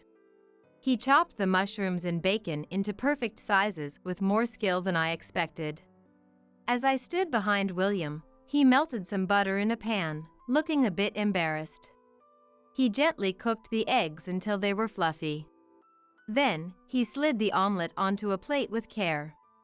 I took a bite of the perfectly shaped omelet with my fork. It's delicious. I genuinely thought it was delicious. And if I didn't agree to him taking over his parents' family business here, I felt a tightness in my chest thinking that this flavor would be lost forever. Melissa, I know it might be hard on you, but I promise to make you happy. Will you run the diner together with me? Then, for the rest of our lives, whenever I say I want to eat this, you have to make me this omelet, okay? At my words, he was overjoyed and started crying, pressing his chef's hat against his face. From then on, William and I worked tirelessly. We worked almost every single day of the year, including weekends. Even though our days were incredibly busy, William and I decided to make time for date nights every once in a while, just like a married couple should. Just walking through town holding hands made my heart feel warm. Eventually, on an autumn night when I was 34, I went from being a wife to being a mom. When our only daughter Stella was born, I didn't go to the diner, but I mustered up my strength and worked as much as I could so as not to overburden my elderly in-laws. The days since I met William and got married seemed to have passed by at an astonishing speed. When Stella, who had just become a high school senior, uncommonly said she had something to talk to me about, I faced her as she looked down, hesitating about something. It's about my future plans. Yeah. I'm listening. It's not that I have something specific I want to do, but for now, I want to go to college. I'm sorry. She apologized to me. I didn't understand what she meant by I'm sorry. William poked his head out of the kitchen for a moment, came over, and looked down at Stella sitting there with a wry smile. This diner will end with our generation. Don't worry about anything, Stella. I noticed his words. I hadn't imagined that our daughter felt a sense of responsibility to eventually take over this diner. Come to think of it, I remembered with a wry smile that when I was young, I also wanted to go to college for the time being. Going to college for now. I think that's a good idea. But I don't have any goals or dreams for the future. Why don't you go to college to find your dream? If you can't find it, you can always quit. William agreed with my opinion, and Stella went on to college. Even as many seasons changed, the menu we served at our diner always stayed the same. The parsley growing in the planter that we used as a garnish for the omelets never told me what season it was. Only Stella's gradual growth into adulthood made me feel the passage of time. Stella, who was attending college while working part-time as a waitress, was already facing job hunting season in the blink of an eye. The moment I saw Stella in her job hunting suit, I patted her on the back while looking at William, who had tears in his eyes. If you don't get any job offers, we'll hire you at our diner.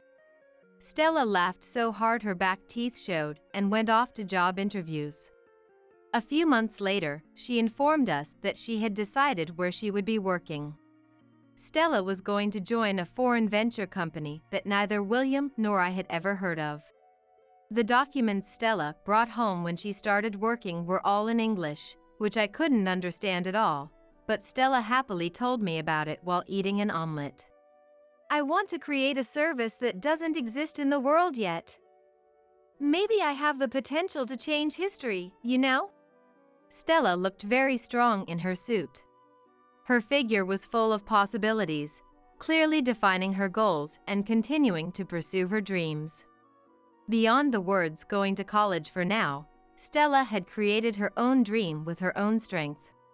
Seeing her like that, I found myself lost in thought, thinking, there's nothing more we can do for her now. Around this time, William and I were about to enter our 60s. Since we were self-employed, there was no clear retirement age, but we started thinking about our life together in our golden years, which would come someday. With Stella no longer needing our care, we didn't have to open the diner every day, and due to physical limitations, we decided to increase the number of regular holidays a bit. Maybe because he had more free time, William started a new hobby of buying lottery tickets. However, he never won anything, so he started dabbling in horse racing and other forms of gambling. That being said, he wasn't spending that much money, so I didn't say anything, thinking it was good for him to have a hobby. Time passed again, and even as the times changed, the signature dish at our diner remained the omelette. After the peak hours when customers came in, I was wiping down the tables with a cloth when Stella and an unfamiliar man showed up without any notice. Sorry for not letting you know. I had work nearby, so I thought I'd introduce him while I was at it. The man she brought with her was named Justin, and he was a serious-looking guy wearing a gray suit with his hair neatly styled with gel. From what I heard, he was an employee at a bank in the same group as the one I used to work at, and they met through a mutual acquaintance. Stella, now in her mid-30s. She wasn't in a rush to get married, but considering child-rearing, Stella seemed to think it would be better to tie the knot sooner rather than later. Apparently, from the moment she met Justin, she was determined to marry him and got close to him with that intention. They had only been dating for a few months, but they said they wanted to get married. As I gave a wry smile at headstrong Stella, William made them both omelettes. If you two have made up your minds, work hard and do your best. Stella and Justin thanked him at the same time and started eating the omelettes with gusto. I didn't tell them that day, but our diner was set to close in a few years. William and I were both almost 70 years old. I felt like the omelettes he made in the distant past were even more beautiful. Yeah. Dad's omelettes are definitely the best. I stared intently at William's profile as he smiled contentedly at her compliment. Sometime after that, we received the news that the two of them had gotten married and Stella was pregnant soon after. For William and me, this year marked our 49th wedding anniversary. The news of Stella's pregnancy and our approaching 50th anniversary celebration. I couldn't contain my overflowing joy at the celebrations coming all at once, even as I was serving customers at the diner. A while later, I got a call from Stella. I was looking forward to her inviting us to the condo she said she bought after finding out she was pregnant, but Stella's voice over the phone was gloomy. From what she told me, Stella wanted to put the child in daycare once they were a bit older and return to work right away. However, Justin said he wanted Stella to become a stay-at-home mom, and it seemed their opinions differed. From there, their marital relationship rapidly deteriorated. Now, they were apparently in a situation where they were living separately. I gave a wry smile, thinking it was quite a premature discussion when she hadn't even given birth yet, but it was awful for him to leave Stella on her own while she was pregnant. Well, I don't really understand anything about marital issues, but once things settle down, you two should have a proper talk again. Yeah, thanks. Your belly must be quite big now, right? I'll come over there to help take care of you. But the diner. I quietly shook my head inside the empty diner. Recently, William had been closing the diner more often, citing poor health as the reason. Now, we could barely open 2 days a week. Despite closing the diner due to poor health, William was frequently going out. When I asked him the reason, William would always say, "I'm getting advice from an old acquaintance from work." The way William explained it was very rushed, and I found it a bit suspicious.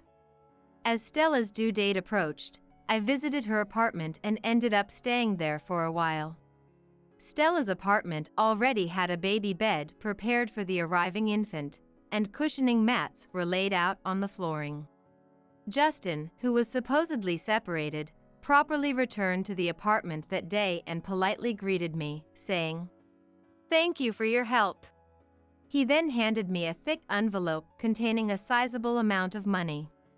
When I tried to firmly push it back, he shook his head weakly.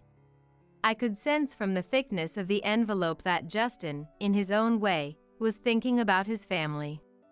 Her belly was swollen and large, and it seemed painful for her to stand, so I had her sit on the sofa while I took care of cleaning and laundry. I strongly requested Justin, "I'm not in a position to meddle in your separation, but I'll call you when her labor starts, so please come right away." He nodded with a serious expression. Hey, isn't your 50th wedding anniversary coming up soon? Stella said as she sat on the sofa, rubbing her growing belly. As I folded the laundry, I glanced over at Stella and saw a very relaxed and gentle expression on her face. "When we reach our 50th anniversary, I'd like to take a trip to Europe." Wow, that sounds amazing. 3 days after that conversation, there was a letter in the mailbox addressed to me, not Stella. The sender was William. Maybe Dad's getting lonely? And Stella joked. When I silently opened the letter, I found a completed divorce petition inside and couldn't help but sigh. Stella was shocked and at a loss for words upon seeing the divorce papers, but I started rummaging through my purse, looking for a pen to sign them. I need to submit this right away. Stella was surprised by my words. But just 3 days ago, you were talking about celebrating your 50th anniversary. I took a pen out of my purse and carefully spread the divorce papers out on the table. After smoothing out the creases, I stared at William's handwriting for a moment, lost in thought. Come to think of it, it had been years since I'd seen William's handwriting. His name was written on the divorce papers in the same beautiful script I remembered from our younger days. Back when we both worked as bank tellers, he was my senior, so I remember him teaching me tricks for writing neatly right after I joined the bank. When writing numbers or letters, you should write them about half the size of the line, just in case you need to make corrections. He told me that numbers look neat when you write them with the same spacing and at the same angle. Since William and I worked at the same place, our handwriting was quite similar. It's not a problem.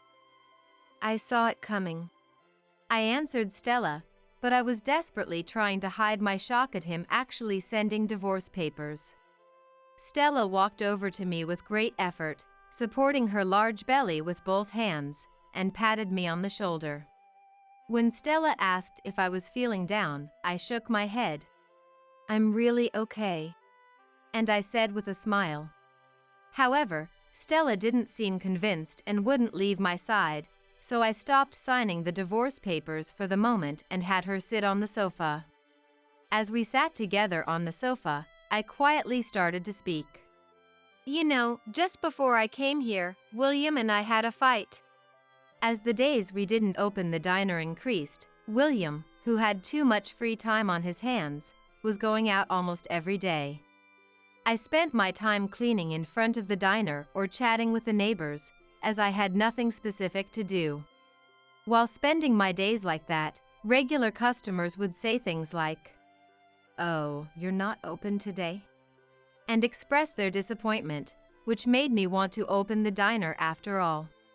I wanted William to understand this feeling. So, as soon as he came home at night, I would ask him right away. Even when I asked where he had been, he wouldn't give me a proper answer, just saying things like he went for a walk or to the hardware store. He never seemed to be particularly well-groomed when going out, so I wasn't worried about him cheating, but one day I decided to follow William. William got on a bus line I wasn't familiar with and got off in a town I didn't know. The moment he got off the bus, I realized it was near a racetrack and stopped following him. William's back as he walked towards the racetrack entrance looked so unfamiliar to me that I could hardly believe it was the back of the man I once loved. After watching William enter the racetrack, I decided to go back home. I took out my valuables from my closet. I checked my bank balance and decided to hide my valuables somewhere William wouldn't notice. When evening came and William returned home as usual, he sat down in the living room and started watching TV. I sat down properly in front of William and asked, "You were at the racetrack, weren't you?" William shouted, looking thoroughly fed up. I don't know. Hey, when are you planning to open the diner next? Lately, you've been making weekends regular holidays too. Listen, I'm already 74 years old, you know? Think about my physical condition when you talk. I can't open the diner on busy weekends. I told him about how I cleaned in front of the diner while William was out and chatted with the neighbors. Even the regular customers are feeling lonely because the diner hasn't been open lately. There are people waiting for our diner to open, you know? I spoke passionately. But William muttered, "But weekends are tough because it's so busy." Isn't it because the racetrack is open on weekends? At the words I blurted out, William's eyes widened, and he threw the newspaper on the table at me. As I picked up the newspaper that fell on the floor, "It's my money!" William shouted. "Gambling or whatever, it has nothing to do with you. Hurry up and make dinner." What I picked up was a horse racing newspaper, with red marker marks in several layers. Witnessing my husband getting more and more absorbed in horse racing, I felt conflicted. I didn't really want to say something like this, but I said it. Those words we promised a really long time ago. "Hey, I'm tired today, so make me an omelet. You're better at making them than I am, William." As I said it out loud, I suddenly felt embarrassed. I decided to use the words I had promised William when I was young, for the rest of our lives. "Whenever I say I want to eat this, you have to make me this omelet, okay?" And William was staring at me with a furrowed brow and a scornful expression. "Huh? I can't eat something that greasy. Don't you have anything lighter?" I felt like something was crumbling inside me. Not even showing any sign of noticing my state, I shouted at William, who was pestering me about dinner. "You're always gambling like this. I hid the important things because it seems like you might even use up our retirement savings." "What? What do you mean by that?" From there, a huge fight really continued. We had a lot of fights to begin with since we always worked together at the same place. But this was the first time we had fought over something money-related. He seemed quite dissatisfied with entrusting me to manage our savings, and he berated me, saying he was more worried about me forgetting things and losing important items. In the end, we continued not speaking to each other after the fight, and the diner stayed closed for a while. And after fighting, I came to Stella's condo to help with the delivery, and now Stella and I are staring at the divorce papers sent by him. In the middle of our fight, William had even said, "If we break up, I can use my money freely, right?" I was thoroughly fed up with him and had lost all patience. I said things like wanting to go on an overseas trip for our 50th wedding anniversary in front of Stella, but that was just my wishful thinking. If only he would change his mind while I'm at Stella's condo. Those hopes and wishes vanished like bubbles, all too easily. I stare at the divorce papers on the table.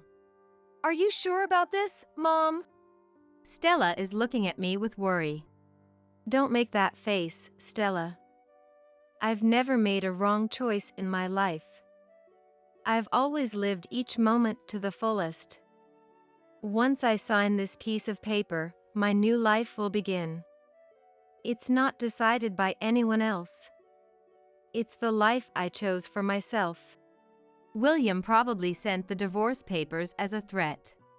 But I wrote my name there in the neatest handwriting I could muster. I'm 71 years old this year.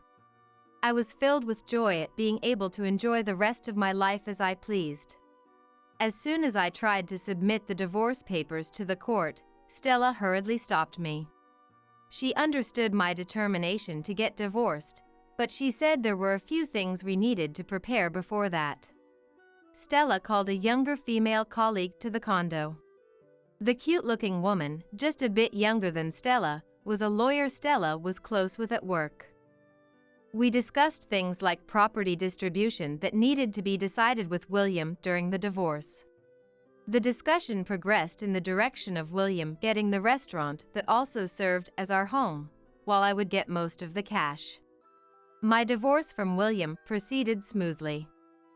We properly divided our assets and ended our relationship without leaving any grudges. William said spiteful things like, It feels great to be divorced. Now I can gamble freely. But he used up all his money in just a few months and shamelessly asked me to lend him some. I don't have any money to give to a man who's more interested in gambling than me, Stella, and our soon-to-be-born grandchild. At my words, William couldn't say anything back and just stayed silent over the phone. Eventually, William somehow managed to reopen the diner on his own, but it seemed his mind was still on gambling after all. He even gambled with the restaurant's sales, and in the end, he apparently didn't even have the funds to buy ingredients. Meanwhile, Stella gave birth without any issues. Due to her age, it was classified as a geriatric pregnancy, so she delivered at a university hospital far from home. When Stella called saying she was admitted as her due date approached and labor had started, I rushed over to find Justin already holding Stella's hand with a serious expression. It seemed he was present for the delivery, and even though they were separated, I felt relieved that they cherished each other. On the day Stella and I returned to the condo after the successful delivery, I had told Justin to come to the condo. And I kept explaining to Stella, who now had a baby, how essential the presence of a father figure was for her.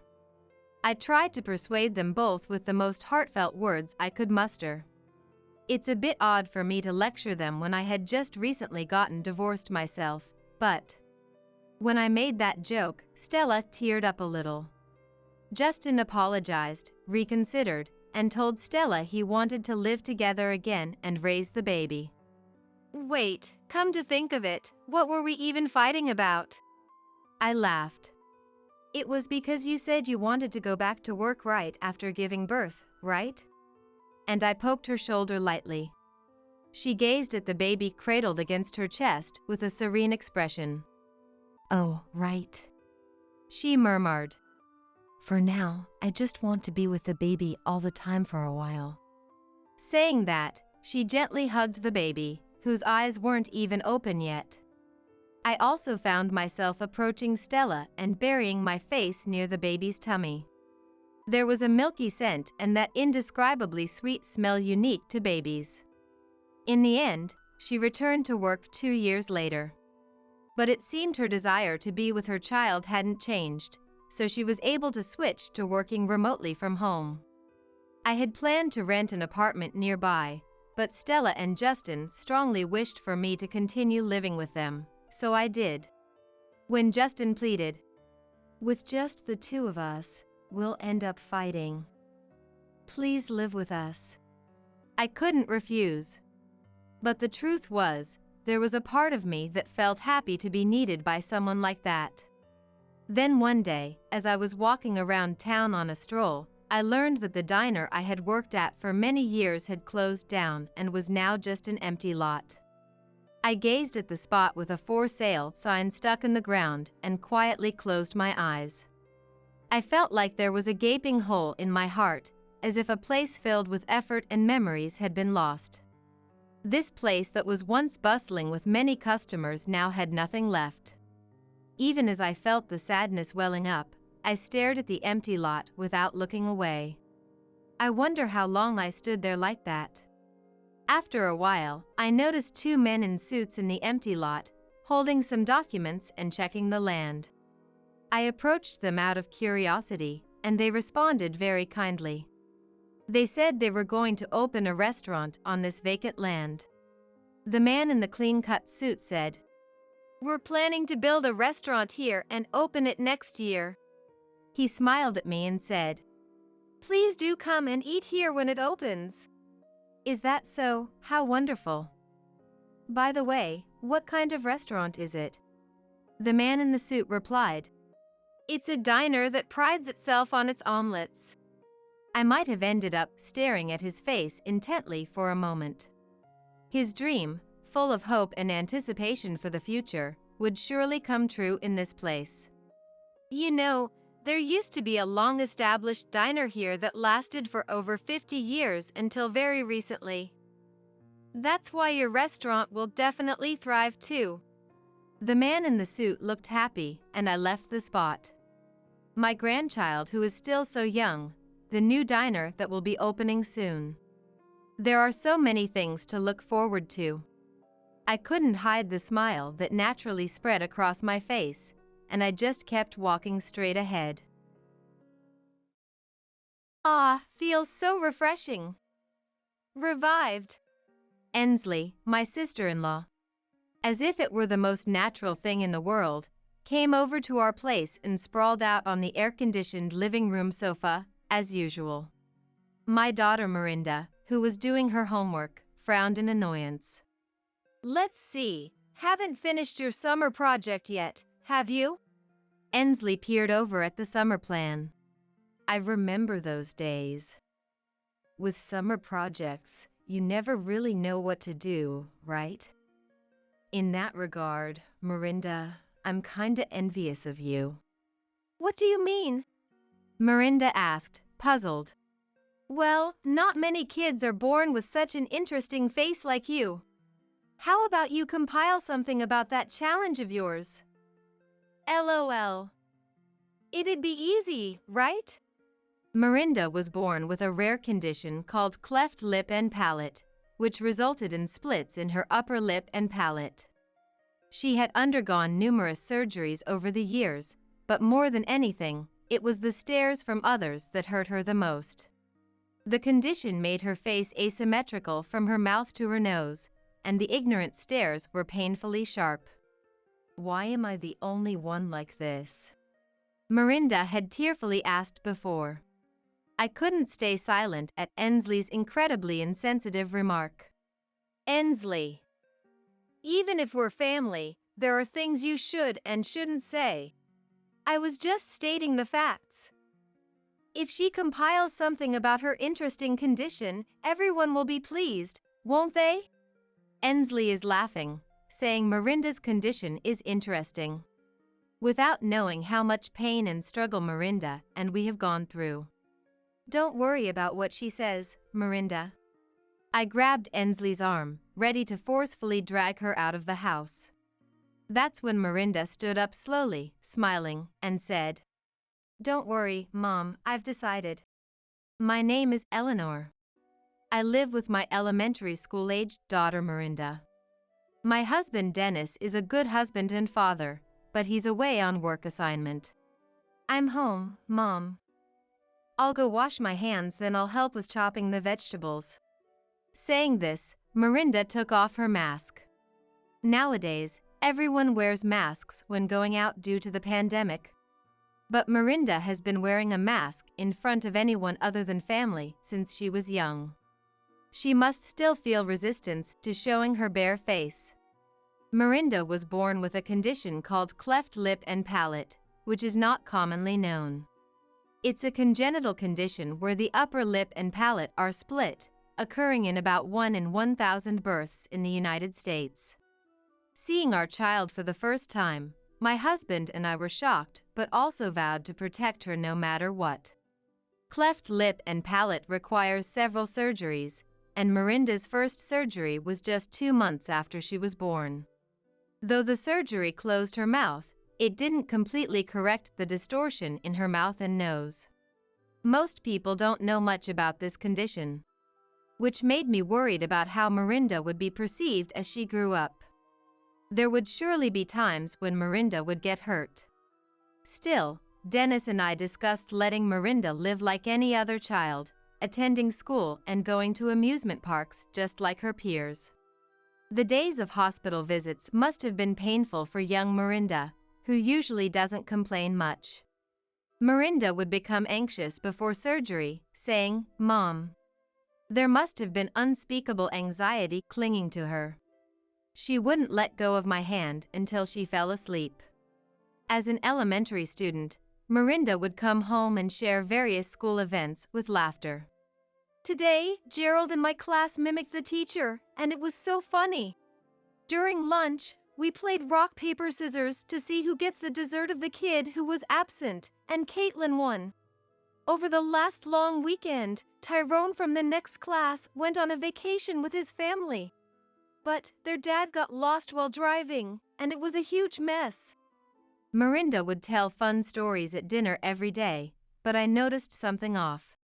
None of the stories Mirinda told included herself. Mirinda always just tells me about things others have said or done.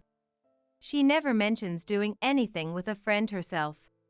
Despite a bad feeling, I lacked the courage to directly ask her about it. One day in 2nd grade, Mirinda came home crying. "What's wrong? What happened?" Seeing Mirinda cry, except before surgeries, surprised me. Mirinda was silent, looking frustrated, but then she couldn't hold back anymore and started crying louder. "It's okay, you can cry all you want." I hugged my daughter tightly. After calming down, Mirinda said, "You know, Mom," and shared feelings she had kept to herself. Even though Mirinda wears a mask to school to hide her mouth and nose's distortions, she has to remove it during lunchtime. The first time they ate together, a boy sitting across from her pointed and laughed, saying, "Your face looks weird." That started it, and other kids gathered around, saying, "Really? That's funny," expressing their thoughts aloud. The teacher quickly scolded everyone, "Back to your seats," settling the situation. But from that day, Mirinda felt ostracized, unable to join any friend's circle. She had been enduring this for over a year. "Why did you keep silent until now?" "Because, Mom and Dad, you always have it tough because of my condition, right? Surgeries cost a lot of money, and you have to go back and forth between the hospital and home for me. Mirinda, for US." Knowing Mirinda was considerate of us made me feel inadequate as a parent. Why am I the only one like this? Tears fell again from Mirinda's eyes after she finished speaking. "I'm sorry, Mirinda. Despite being blameless, she's had a hard time at school. Not just school. Mirinda might continue to be seen strangely by others because of her condition. I blamed myself, feeling responsible for her suffering. I'm sorry, Mirinda. From now on, Mom promises to be by your side as much as possible to protect you. Even for busy Dad at work, I'll be with you." I hugged Mirinda again tightly.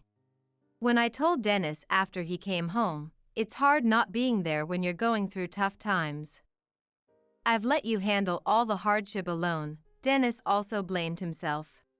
"It can't be helped. I'll protect Mirinda's heart, and you protect our livelihood. Let's protect Mirinda together." Yes, we should. We vowed again to protect our daughter. From that day, I quit my job at the apparel company and became a housewife. In 3rd grade, Miranda underwent her 4th surgery. While the first 3 surgeries were minor corrections, the 4th involved transplanting bone from her pelvis to her upper jaw. It was more extensive than before, but it made the distortion from her mouth to her nose less noticeable, making her look no different from other children. However, having bone removed from her pelvis made walking difficult for Miranda, forcing her into a wheelchair for a while. Still, Miranda would look at her face in the hand mirror and ask with a bright, radiant smile never seen before, "Hey, Mom. Do I look prettier now?"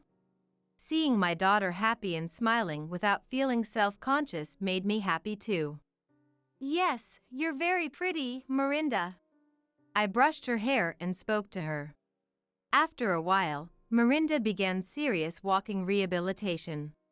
She almost fell during the unfamiliar rehab, but when I tried to help, "Just watch, Mom," she scolded me. Holding onto the handrail, Miranda grimaced with each step, "This is nothing. My face looks proper pretty now." Lucky, right, never showing any signs of weakness. "Does it hurt? Are you okay?" I couldn't help but worry and wanted to support her physically. "If you always support me, Mom, there's no point in rehab." Miranda laughed shyly. As a result of her positive attitude towards rehab, the pain in her hips completely vanished, and she could walk on her own without needing crutches anymore. 2 years later, Miranda was in 5th grade. There were still scars on her lips, but they were hardly noticeable and less mentioned. It seems Miranda has grown to like looking at her face in the mirror. Upon waking up, she heads straight to the bathroom and faces herself in the mirror with a smile. She used to dislike even approaching a mirror. The memory of those times feels like a distant past, making me chuckle to myself. "I wish I could see Dad." Miranda sighed. Dennis has been on a work assignment far away. We sometimes communicate via video calls, but it's not the same as having him nearby. Sherry said her family is going on an overseas trip. Frederick is going camping. Everyone seems so lucky. Despite it being summer vacation, Miranda lamented not being able to go anywhere due to our circumstances. One day, while we were spending a holiday at home, the doorbell suddenly rang. "I'll get it." Miranda stopped her summer homework in the living room and headed to the entrance, as I was busy with household chores and couldn't leave them. "What, Aunt again? You came back?" I could hear Miranda's displeased voice. "How rude. You came back? I'm your aunt, after all. Family can visit as many times as they want, right?" Saying so, the visitor entered the house without waiting for Miranda's consent. It's cool here. Revived." I poked my head out from the balcony and welcomed the guest half-heartedly. "Welcome, Ensley." The guest was Ensley, Dennis's sister. According to Dennis, after graduating from high school, Ensley worked as an office clerk at a small trading company but ended up quitting within 3 months after being reprimanded by a senior for taking too many days off and getting into a heated argument. Now, she's living back at home. Dad told me she doesn't even bother to look at job ads he shows her. Just throws them on the floor and spends all day playing video games. Dennis complained about Ensley's lack of motivation. Ensley just sat down on the sofa as if it were the most natural thing in the world. As Miranda tried to return to her homework, Ensley, fanning her sweaty shirt front to catch some air, exclaimed, "It's so hot. This weather is absolutely crazy." Ensley loudly exclaimed, disregarding Miranda, who was trying to study. When Miranda frowned in annoyance, Ensley did not miss it. "Am I bothering you, niece?" she asked with a creepy smile, intentionally disturbing Miranda. Miranda just sighed without engaging, knowing from experience that arguing would only encourage Ensley to be more annoying. Mirinda, I'd like something cold. Auntie's thirsty, Ensley said in a cloying voice and hugged Mirinda. Please stay away, it's hot. Mirinda pushed Ensley away with a calm voice as she tried to lean on her, and Ensley clicked her tongue. What's with you? No charm at all. Eleanor, don't you have something to drink? I took out coffee from the fridge, poured it into a cup, and handed it to Ensley. Could you keep it down a bit? Mirinda is studying. I admonished Ensley in a low voice, though I knew it was futile. You know, I always wonder. Ensley looked around the room and poked Mirinda's cheek with her finger, asking, why doesn't Mirinda study in her own room? Seeing Mirinda swat her hand away, Ensley laughed as if amused. To save on electricity. Mirinda answered irritably. Saving on electricity. So that's why you're scrimping? Mom isn't working, right? That's why you guys are poor. Mirinda slammed her hand on the table in frustration. Don't compare me to someone who doesn't work despite being old enough. Are you talking about me? Wow, Mirinda, that's harsh. Your mom doesn't work outside either. Always lazing around at home just like me, right? That's not true. Mom is busy being a housewife. She's always cooking, cleaning, doing laundry. There's a lot to do. She's not lazy like Aunt. Mirinda retorted with a firm stance. Really? Even Mirinda is being cold to me? Listen, my parents are like, if you want to use the air conditioner so much, pay the high electricity bill yourself. Can you believe that? Living with family and they say that? It's your own fault for not working and just lazing around and playing in your room all the time. Well, it's not like I can pay for that. Going to cafes costs money, department stores are far and a hassle. So in the end, the only place I can rely on is Mirinda's house. Despite Mirinda's reluctance, Ensley hugged her again. This is how Ensley would come over unannounced, trampling over our lives every time. Even though she's Dennis's sister, I couldn't bring myself to forcefully kick her out. When I consult Dennis, who's away on his own, he says, kick her out immediately. If it comes to it, calling the police is fine. But she's still family, and I couldn't bring myself to do that. Taking advantage of my inability to stand firm, Ensley has been getting increasingly bold lately. Anyway, Eleanor, you've got it easy, right? Because you can just play around at home every day. I'm not taking it easy at all. I snapped back at Ensley, irritated. After engaging more than I should have, I calmed down and realized I shouldn't have. Predictably, Ensley got even more encouraged. It's fine to slack off, right? Just buy whatever you like from the grocery store for meals, and for cleaning, just quickly tidy up the places that catch the eye. That's what I would do, LOL. She suggested I take shortcuts in my role as a housewife. Don't compare me with Aunt. Besides, it's annoying because of her I can't concentrate on my studies. Can you just go home? Mirinda protested strongly. Oh, scary. Ensley exaggeratedly shivered. So, Mirinda, what have you been studying? Should I help you? I might be able to teach you addition or subtraction. I've already learned that, thank you. Please, just go home. Oh. What's this? Your summer project isn't finished yet. Ensley peered over at Mirinda's planner. I remember those days. With summer projects, you never really know what to do, right? It's hard to find something you actually want to research. In that regard, Mirinda, I'm kinda envious. What do you mean? Well, not many kids are born with such an interesting face like you. Why don't you compile something about that condition? It'd be easy, right? LOL. It's about yourself, so you wouldn't have to research much. I couldn't stay silent at my sister-in-law's incredibly insensitive remark. Enough, Ensley. There are things you should and shouldn't say, even if we're family. Oh, scary, scary. I was just stating the facts. If she compiles something about her interesting condition, everyone will be pleased, won't they? Ensley is calling Miranda's condition interesting. Laughing, without knowing how much pain and suffering Miranda and we have gone through. Miranda, don't worry about what such a person says. I grabbed Ensley's arm, trying to drag her out of the house with all my might. That's when Miranda stood up slowly and said with a smile, "Don't worry, Mom. I've decided." In contrast to me, who was about to explode with anger, Miranda was completely calm.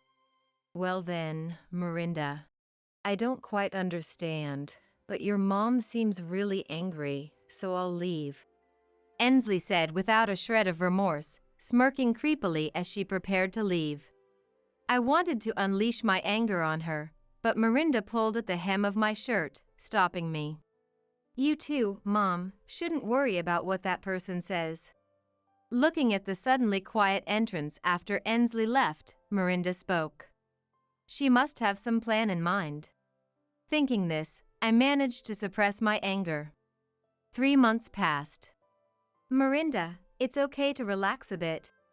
Saying that, the national newspaper reporter eased the slightly tense expression on Miranda's face. Dressed in new clothes bought for this day, Miranda smiled with confidence. That's the spirit. You're doing great. Praised by the handsome reporter, Miranda's cheeks flushed slightly. 3 months ago, I couldn't have imagined Miranda being interviewed by a national newspaper. The interview took place in a small cafe in the neighborhood, which we had reserved. The owner, who I've known for a long time, whispered to me, "Hasn't Miranda become quite beautiful?" Indeed, the last time the owner saw Miranda was before her 4th surgery. As Miranda's mother, always watching her closely, it was hard for me to notice. But acquaintances who saw her without a mask after a long time were often surprised. Miranda's treatment had progressed so much that her facial structure from her mouth to her nose was indistinguishable from other children's. Of course, some surgery scars remained, but they were hardly noticeable unless pointed out. Let's take one last photo. Smile. Prompted by the reporter, Miranda smiled broadly without her mask. 3 months ago, on the night Ensley left, Miranda declared to me, "I've decided on my summer project theme. I want everyone to know about me. I'll do what Aunt suggested." She didn't seem bothered by Ensley's words. In fact, she seemed more radiant than before. "Is that okay with you, Miranda?" I asked. Laughing a little, Miranda said, "Mom, you're always overprotective. I'm not the crybaby I used to be. This is something I've decided to do myself." Seeing my daughter so full of confidence, I felt reassured. "All right, then I won't stop you. Go ahead as you think is best, Miranda." "Okay, got it." From that day, Miranda began to confront her condition of cleft lip and palate again. Shortly after starting elementary school, she had been teased by classmates about the shape of her nose and mouth. Suffering in silence because she couldn't tell her parents. She compiled the numerous surgeries she underwent and the teasing into a booklet, including photos from those times. There's one photo that is particularly meaningful to me. It was taken the day Miranda first opened up to us about the mean things said at school. Although she protested, "No, don't take a picture," I took it anyway. "Why did you take a photo?" She protested tearfully, but I hugged her tightly. "Someday, we'll look back at this day and laugh, Miranda." At the time, Miranda couldn't understand and just cried out of frustration. Afterward, we discussed why people hold such prejudices. We concluded that prejudice stems from ignorance. Indeed, Cleft lip and palate is a rare condition, affecting 1 in 1,000 people. But with ongoing treatment, one's appearance can become indistinguishable from others. We hoped that more people knowing about the condition and its treatment would reduce the instances of patients being viewed strangely. That became our family's unified wish. In advancing her summer project, Mirinda set up a special website and conducted a survey for children suffering from the same condition and their parents. This revealed that other families, like ours, were troubled and pained by prejudice. Good luck, Mirinda. You're very brave. If there's anything we can do, just let us know. I realized Mirinda had many supportive comrades suffering from the same condition. Mom, thank you for giving birth to me. Thank you for raising me. Because you supported me, I was able to get this far. Mirinda whispered, looking at the photo. The hard worker is you, I replied. Mirinda had undergone numerous surgeries since she was very young. Especially the 4th surgery, which involved transplanting bone from her pelvis to her upper jaw, was the most challenging, leaving her unable to walk on her own for a while, but she never complained. She is truly a strong child. Of course, I feel like hiding my face with a mask. But I've come to think that this unique aspect of mine could be considered cool. Mirinda said confidently. A month after summer vacation ended, Mirinda came home from school and said, "Look. My summer project was highly praised at school, and I was awarded this certificate." She showed me the certificate, breathless and sweaty from her excitement. My friend said I was cool. Mirinda happily shared her school experiences. A month after that, a newspaper company contacted us for an interview. I read the interview article. Mirinda, you're amazing. Mirinda's article was published in a national newspaper, catching the eye of Dennis, who was on a work assignment. He immediately video called us. If you were going to be published, you could have told me. I was just reading the newspaper when suddenly I see Mirinda's face all over it. And I spit out the coffee I was drinking from surprise. It wouldn't have been fun if I told you beforehand. I wanted to see your reaction without saying anything first. So, I fell for the surprise, huh? Dennis laughed heartily over the video call. Mirinda peeked out and said, "Are you happy to see your daughter's face after so long, Dad?" "Well, yes. But you really gathered courage to compile something about your condition, didn't you?" Then, Mirinda's smile faded, and she answered seriously. "I presented it because I wanted to reduce the number of people who, like Aunt, say hurtful things out of ignorance about diseases and disabilities." Ensley? Did she say something to you? We revealed the hurtful things Ensley had said to Mirinda during her summer visit. That girl. Dennis sighed. "I'll give her a piece of my mind." The next day, we received a call from Mael. I read Mirinda's article. It's amazing, Mirinda. But I heard Ensley said terrible things. Dennis called me yesterday, and I was shocked. Luke is furious. He's been saying he won't forgive Ensley since yesterday. I'm worried his blood pressure might go up. But Ensley really is trouble, Mael said, promising to make Ensley apologize soon. A few days later, Ensley came to visit as promised. Are you there? If you are, come out already. She banged on the door so hard I worried it might break, not seeming like she came to apologize, but rather irritated. When I went to answer, there stood Ensley, looking devilish. What are you doing on your own? She protested, not apologizing but complaining instead. I had no idea why Ensley was so angry. When I remained silent, thanks to your daughter stirring things up, I got yelled at by my parents and bro. Now I feel uncomfortable at home. How are you going to take responsibility? She demanded. Apparently, Ensley had been severely scolded by my in-laws and Dennis because of Miranda's project. But I thought it was all Ensley's fault. Unable to hold back my anger at Ensley's lack of remorse, I exploded. Enough, Ensley. If you're not here to apologize, please leave. I finally let out the anger I had been holding back, even to Ensley, who kept repeating her arrogant attitude. For the first time, I openly protested, leaving Ensley momentarily taken aback. Whether you're my husband's sister or whoever, anyone who hurts my precious daughter is not family. Don't come to our house again. You're nothing but trouble. What? Getting angry all of a sudden? Silly. Even though I came to apologize, you're kicking me out. Fine then. I'll tell the family you're a stubborn DIL. Just remember that. Miranda interjected while listening beside me. Aunt. I'm recording our conversation, so lying is useless. It'll be found out soon anyway, she said, admonishing Ensley like a child who won't listen. Oh well.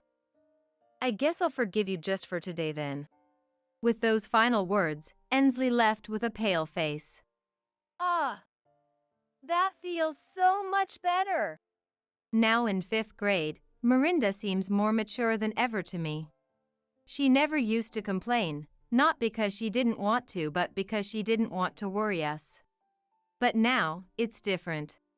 Miranda isn't holding back tears anymore. She doesn't even feel the need to cry because she's become so strong and resilient. Looking at Miranda's serene profile, I couldn't help but feel a bit reflective. Maybe I've been too worried about her. With the sole intention of not letting her feel lonely, I quit my job to always be there for her. But it seems Miranda is fine now.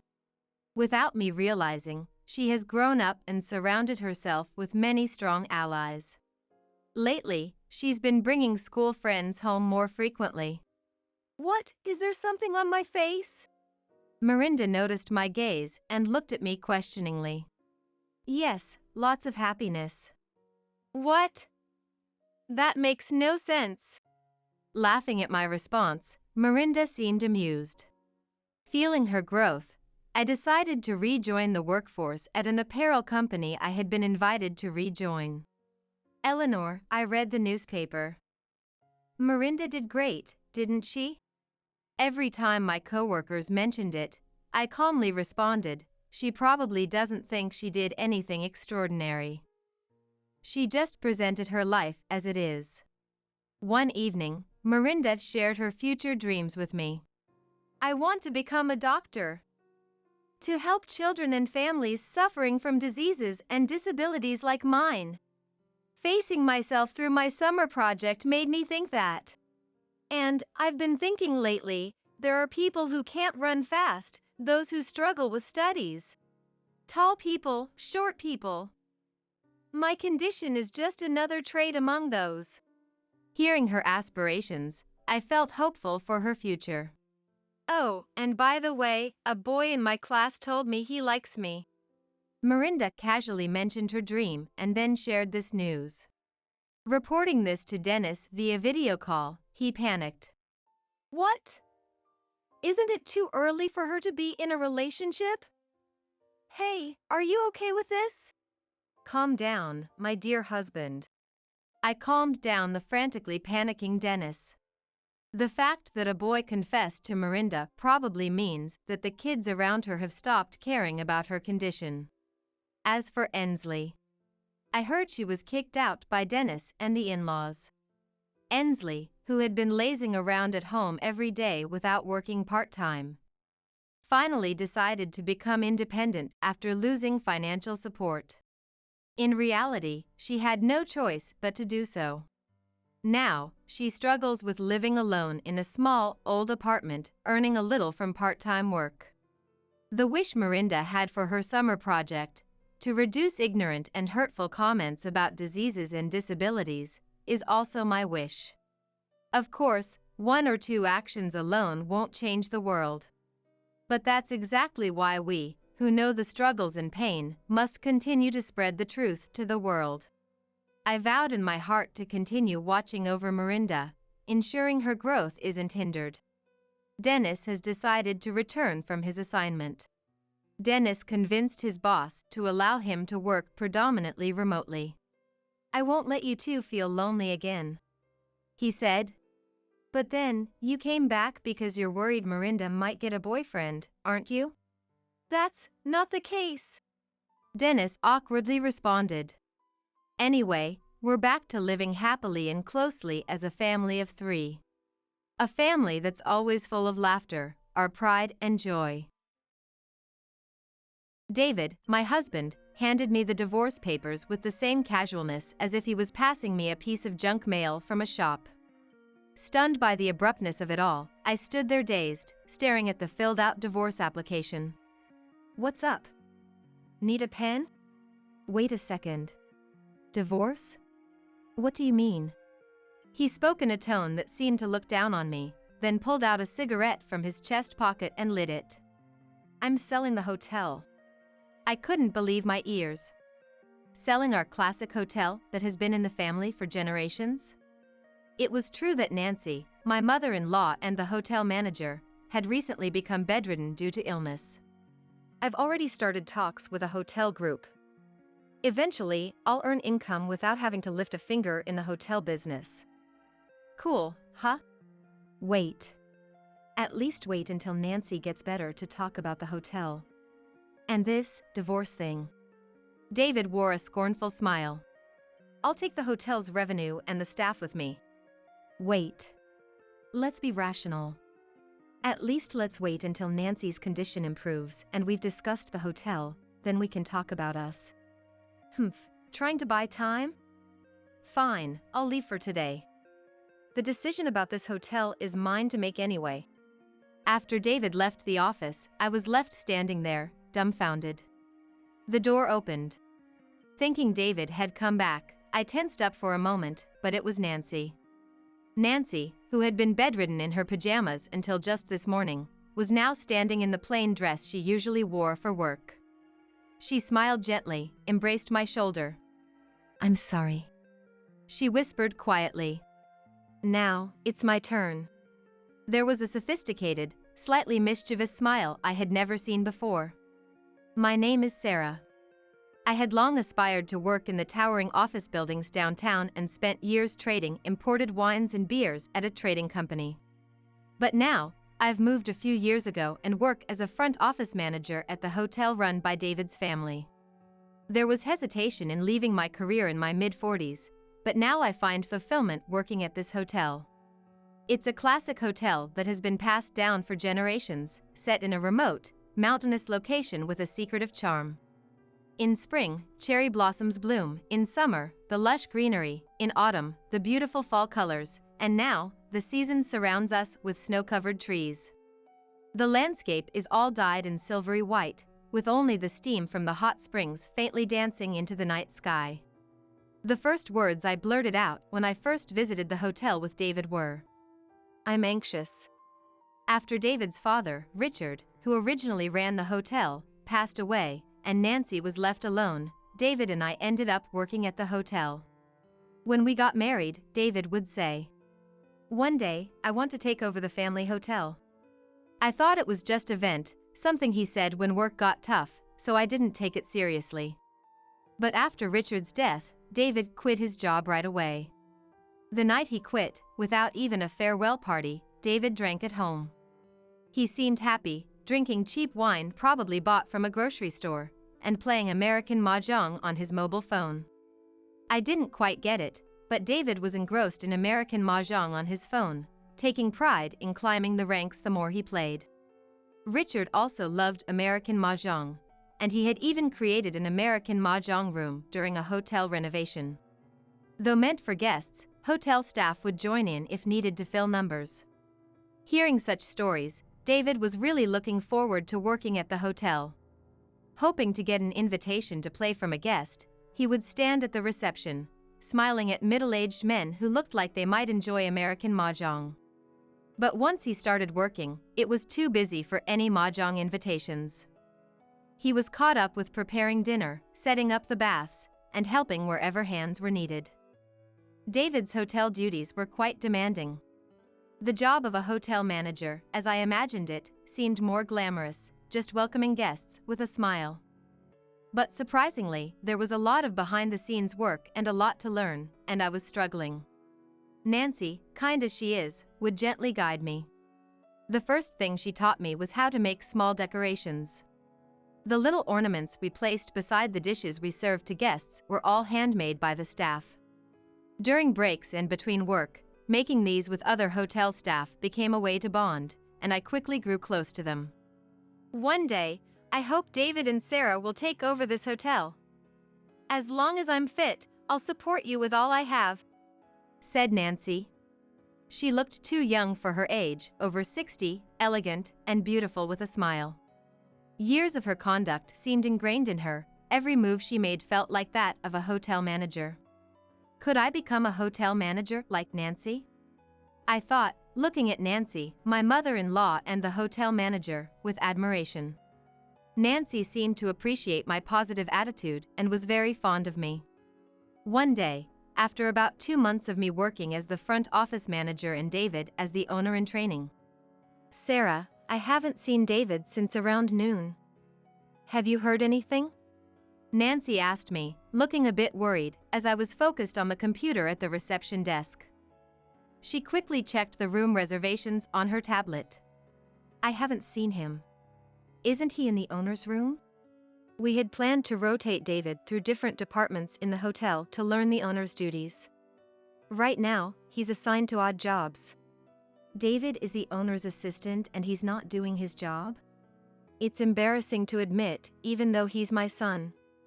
He can't clean properly and always seems to find an excuse to escape. Sigh, really.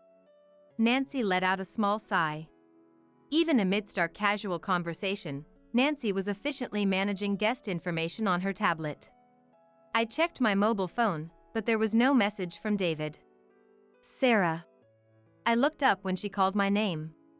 Nancy leaned in close, making sure other guests wouldn't notice, and said in a soft voice, I'm sorry. I'm feeling a bit chest pain. Would it be okay if I take a little break? Yes, of course. Are you okay? Is there anything I can do? I'll be fine. In my absence, you're the hotel manager. Sorry, and if you're unsure about anything, just contact me. For a while after that, Nancy started spending more time lying down in the staff room and less time at the hotel. Sometimes she would come out of her room in casual clothes, saying, I'm feeling ill, going to the hospital. Then she'd leave alone by car. Worried about Nancy's health, I visited her room several times after finishing my work. How are you feeling? But her responses were never positive. I'm sorry. I've been to several hospitals, but they can't find the cause of this chest pain. Nancy apologized, looking remorseful. I managed to handle my duties as hotel manager as long as nothing too challenging came up. I felt I was communicating well with the staff, but no one mentioned David's absence, the future owner of the hotel.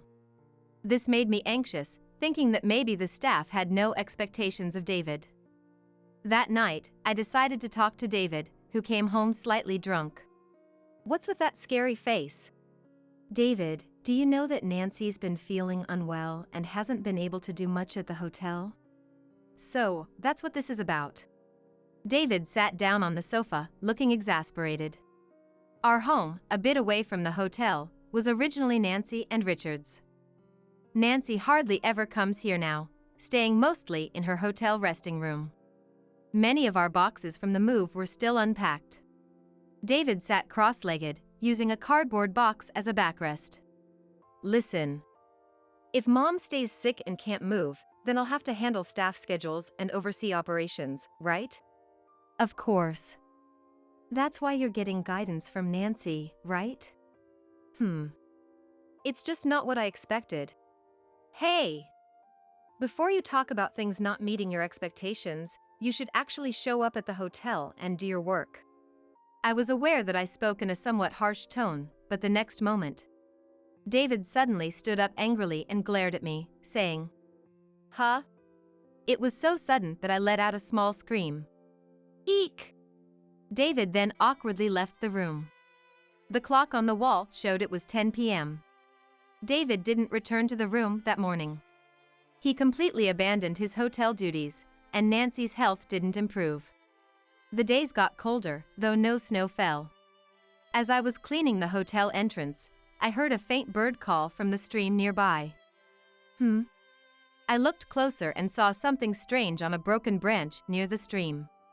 It was about the size of a pigeon, mostly white from a distance, but up close, it had black and white zebra stripes.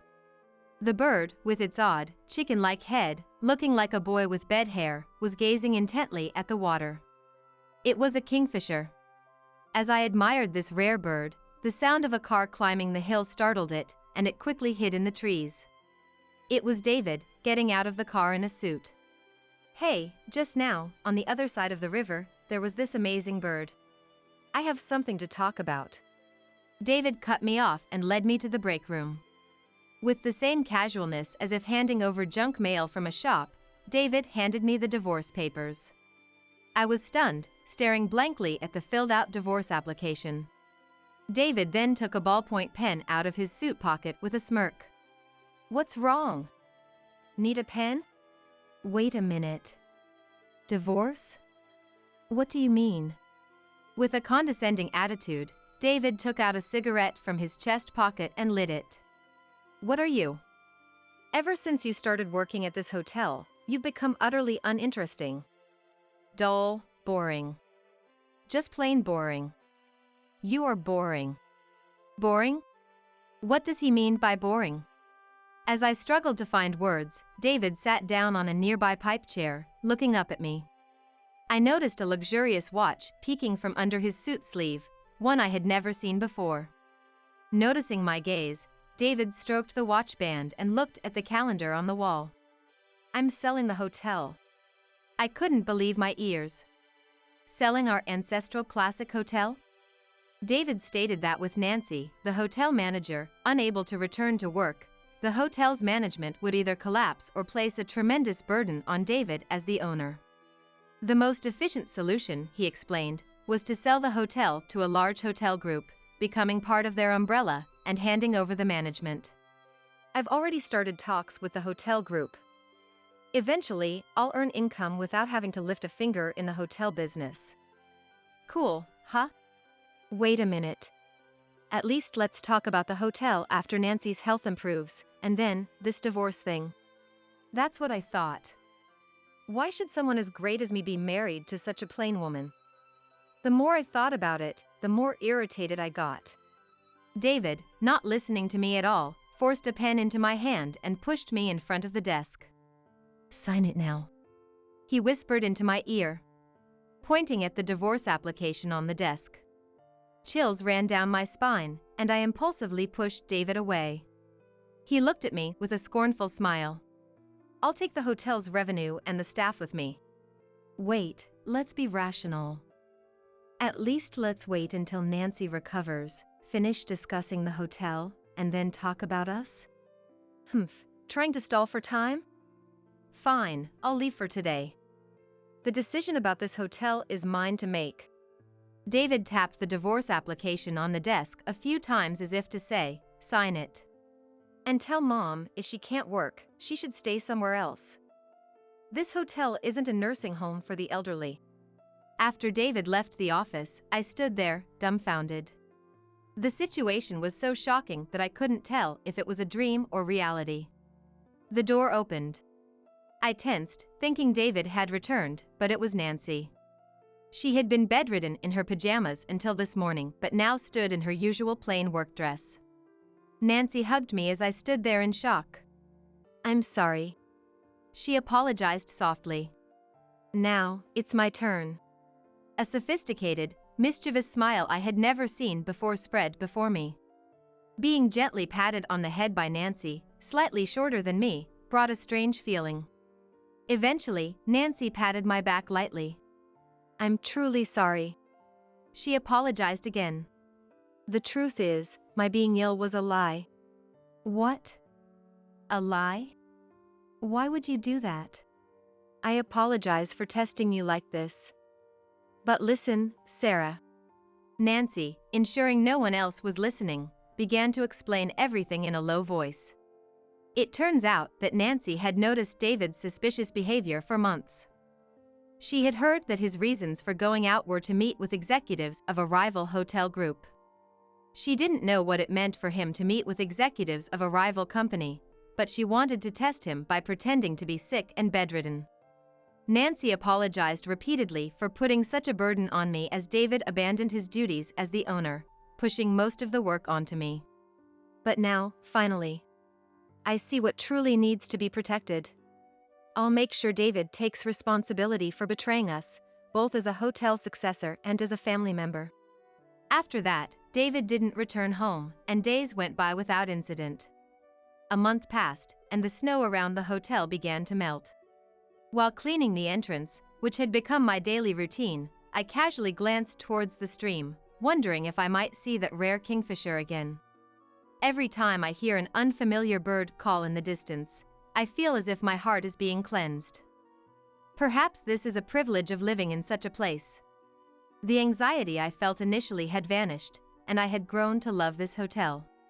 I loved the hotel staff, Nancy as the hotel manager, and the scenery visible from here, everything. I gripped the broom I was holding tightly. Then I saw a familiar car climbing the hill. David got out of the car, which he had parked recklessly, and the first thing he said was, Hey! What's the meaning of this? I suggested calmly. Let's discuss it in the office.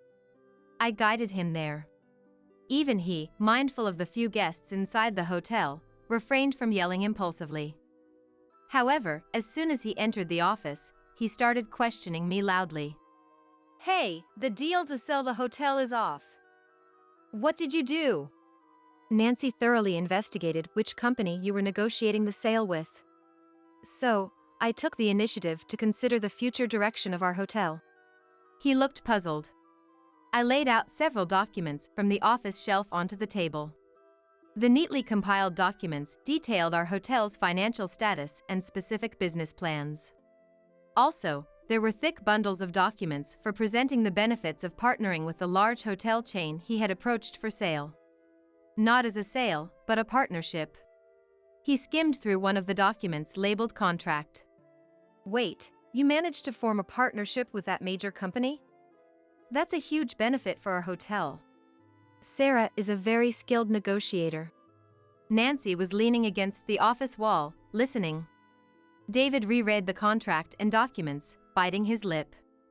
Nancy and I had gone to the large hotel company he intended to sell to, explained the situation, and had the sale called off.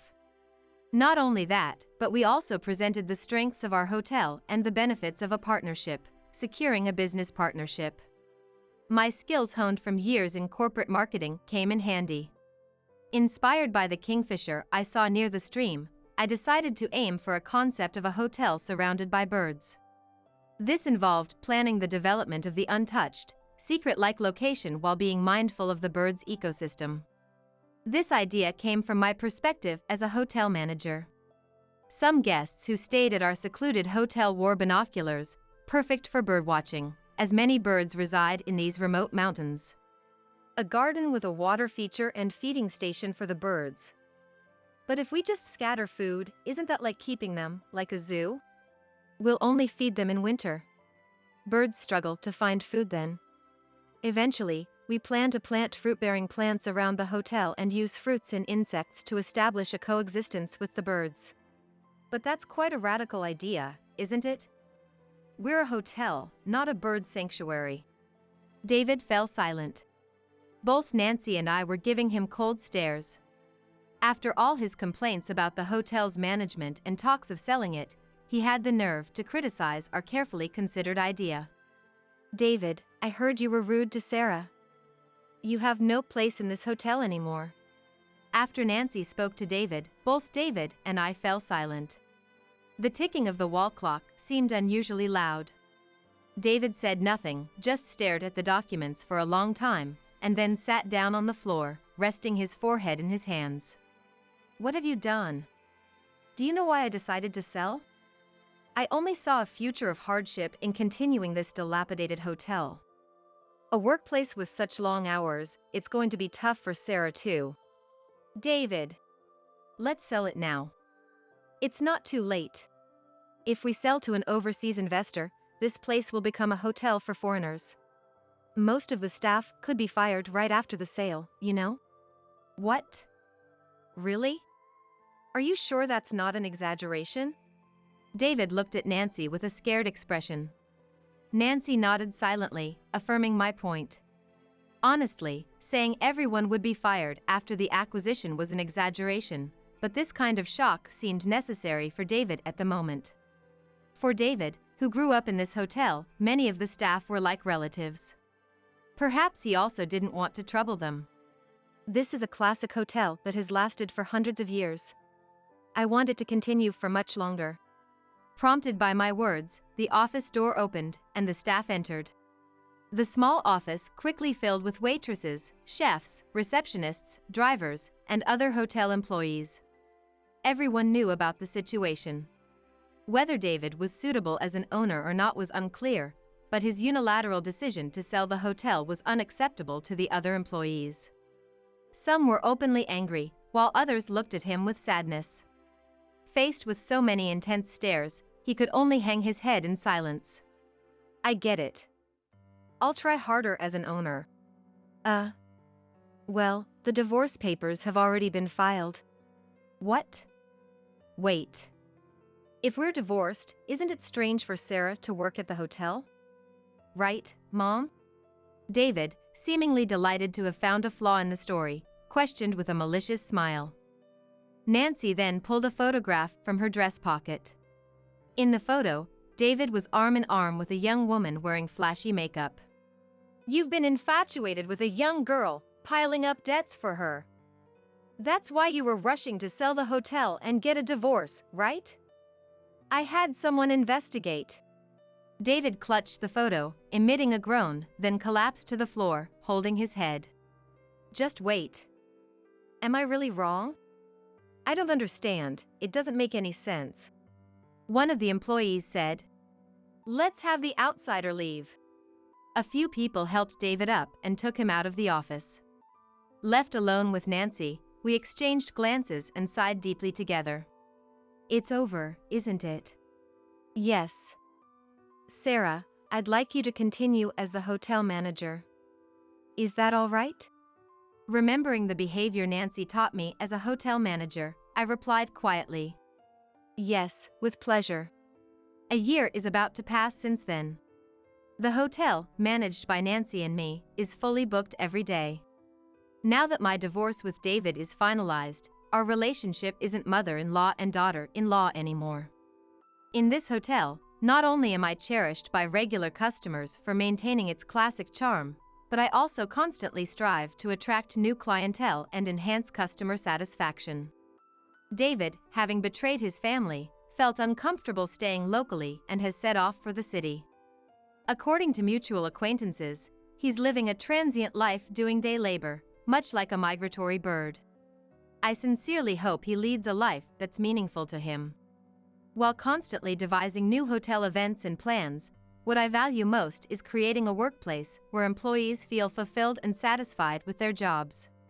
Nancy, who was my mother-in-law, agrees, and we support each other like a real family. Currently, I'm learning hospitality techniques for foreign tourists from our partner hotel and excitedly looking forward to the hotel's future prospects.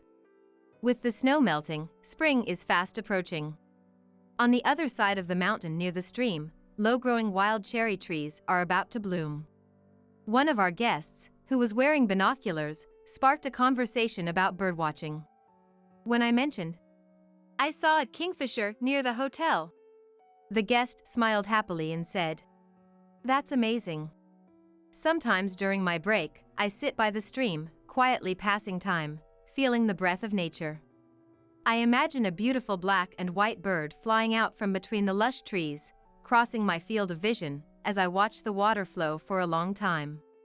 The stream, formed by melting snow and spring water from the mountains, looks endlessly beautiful, almost eternal.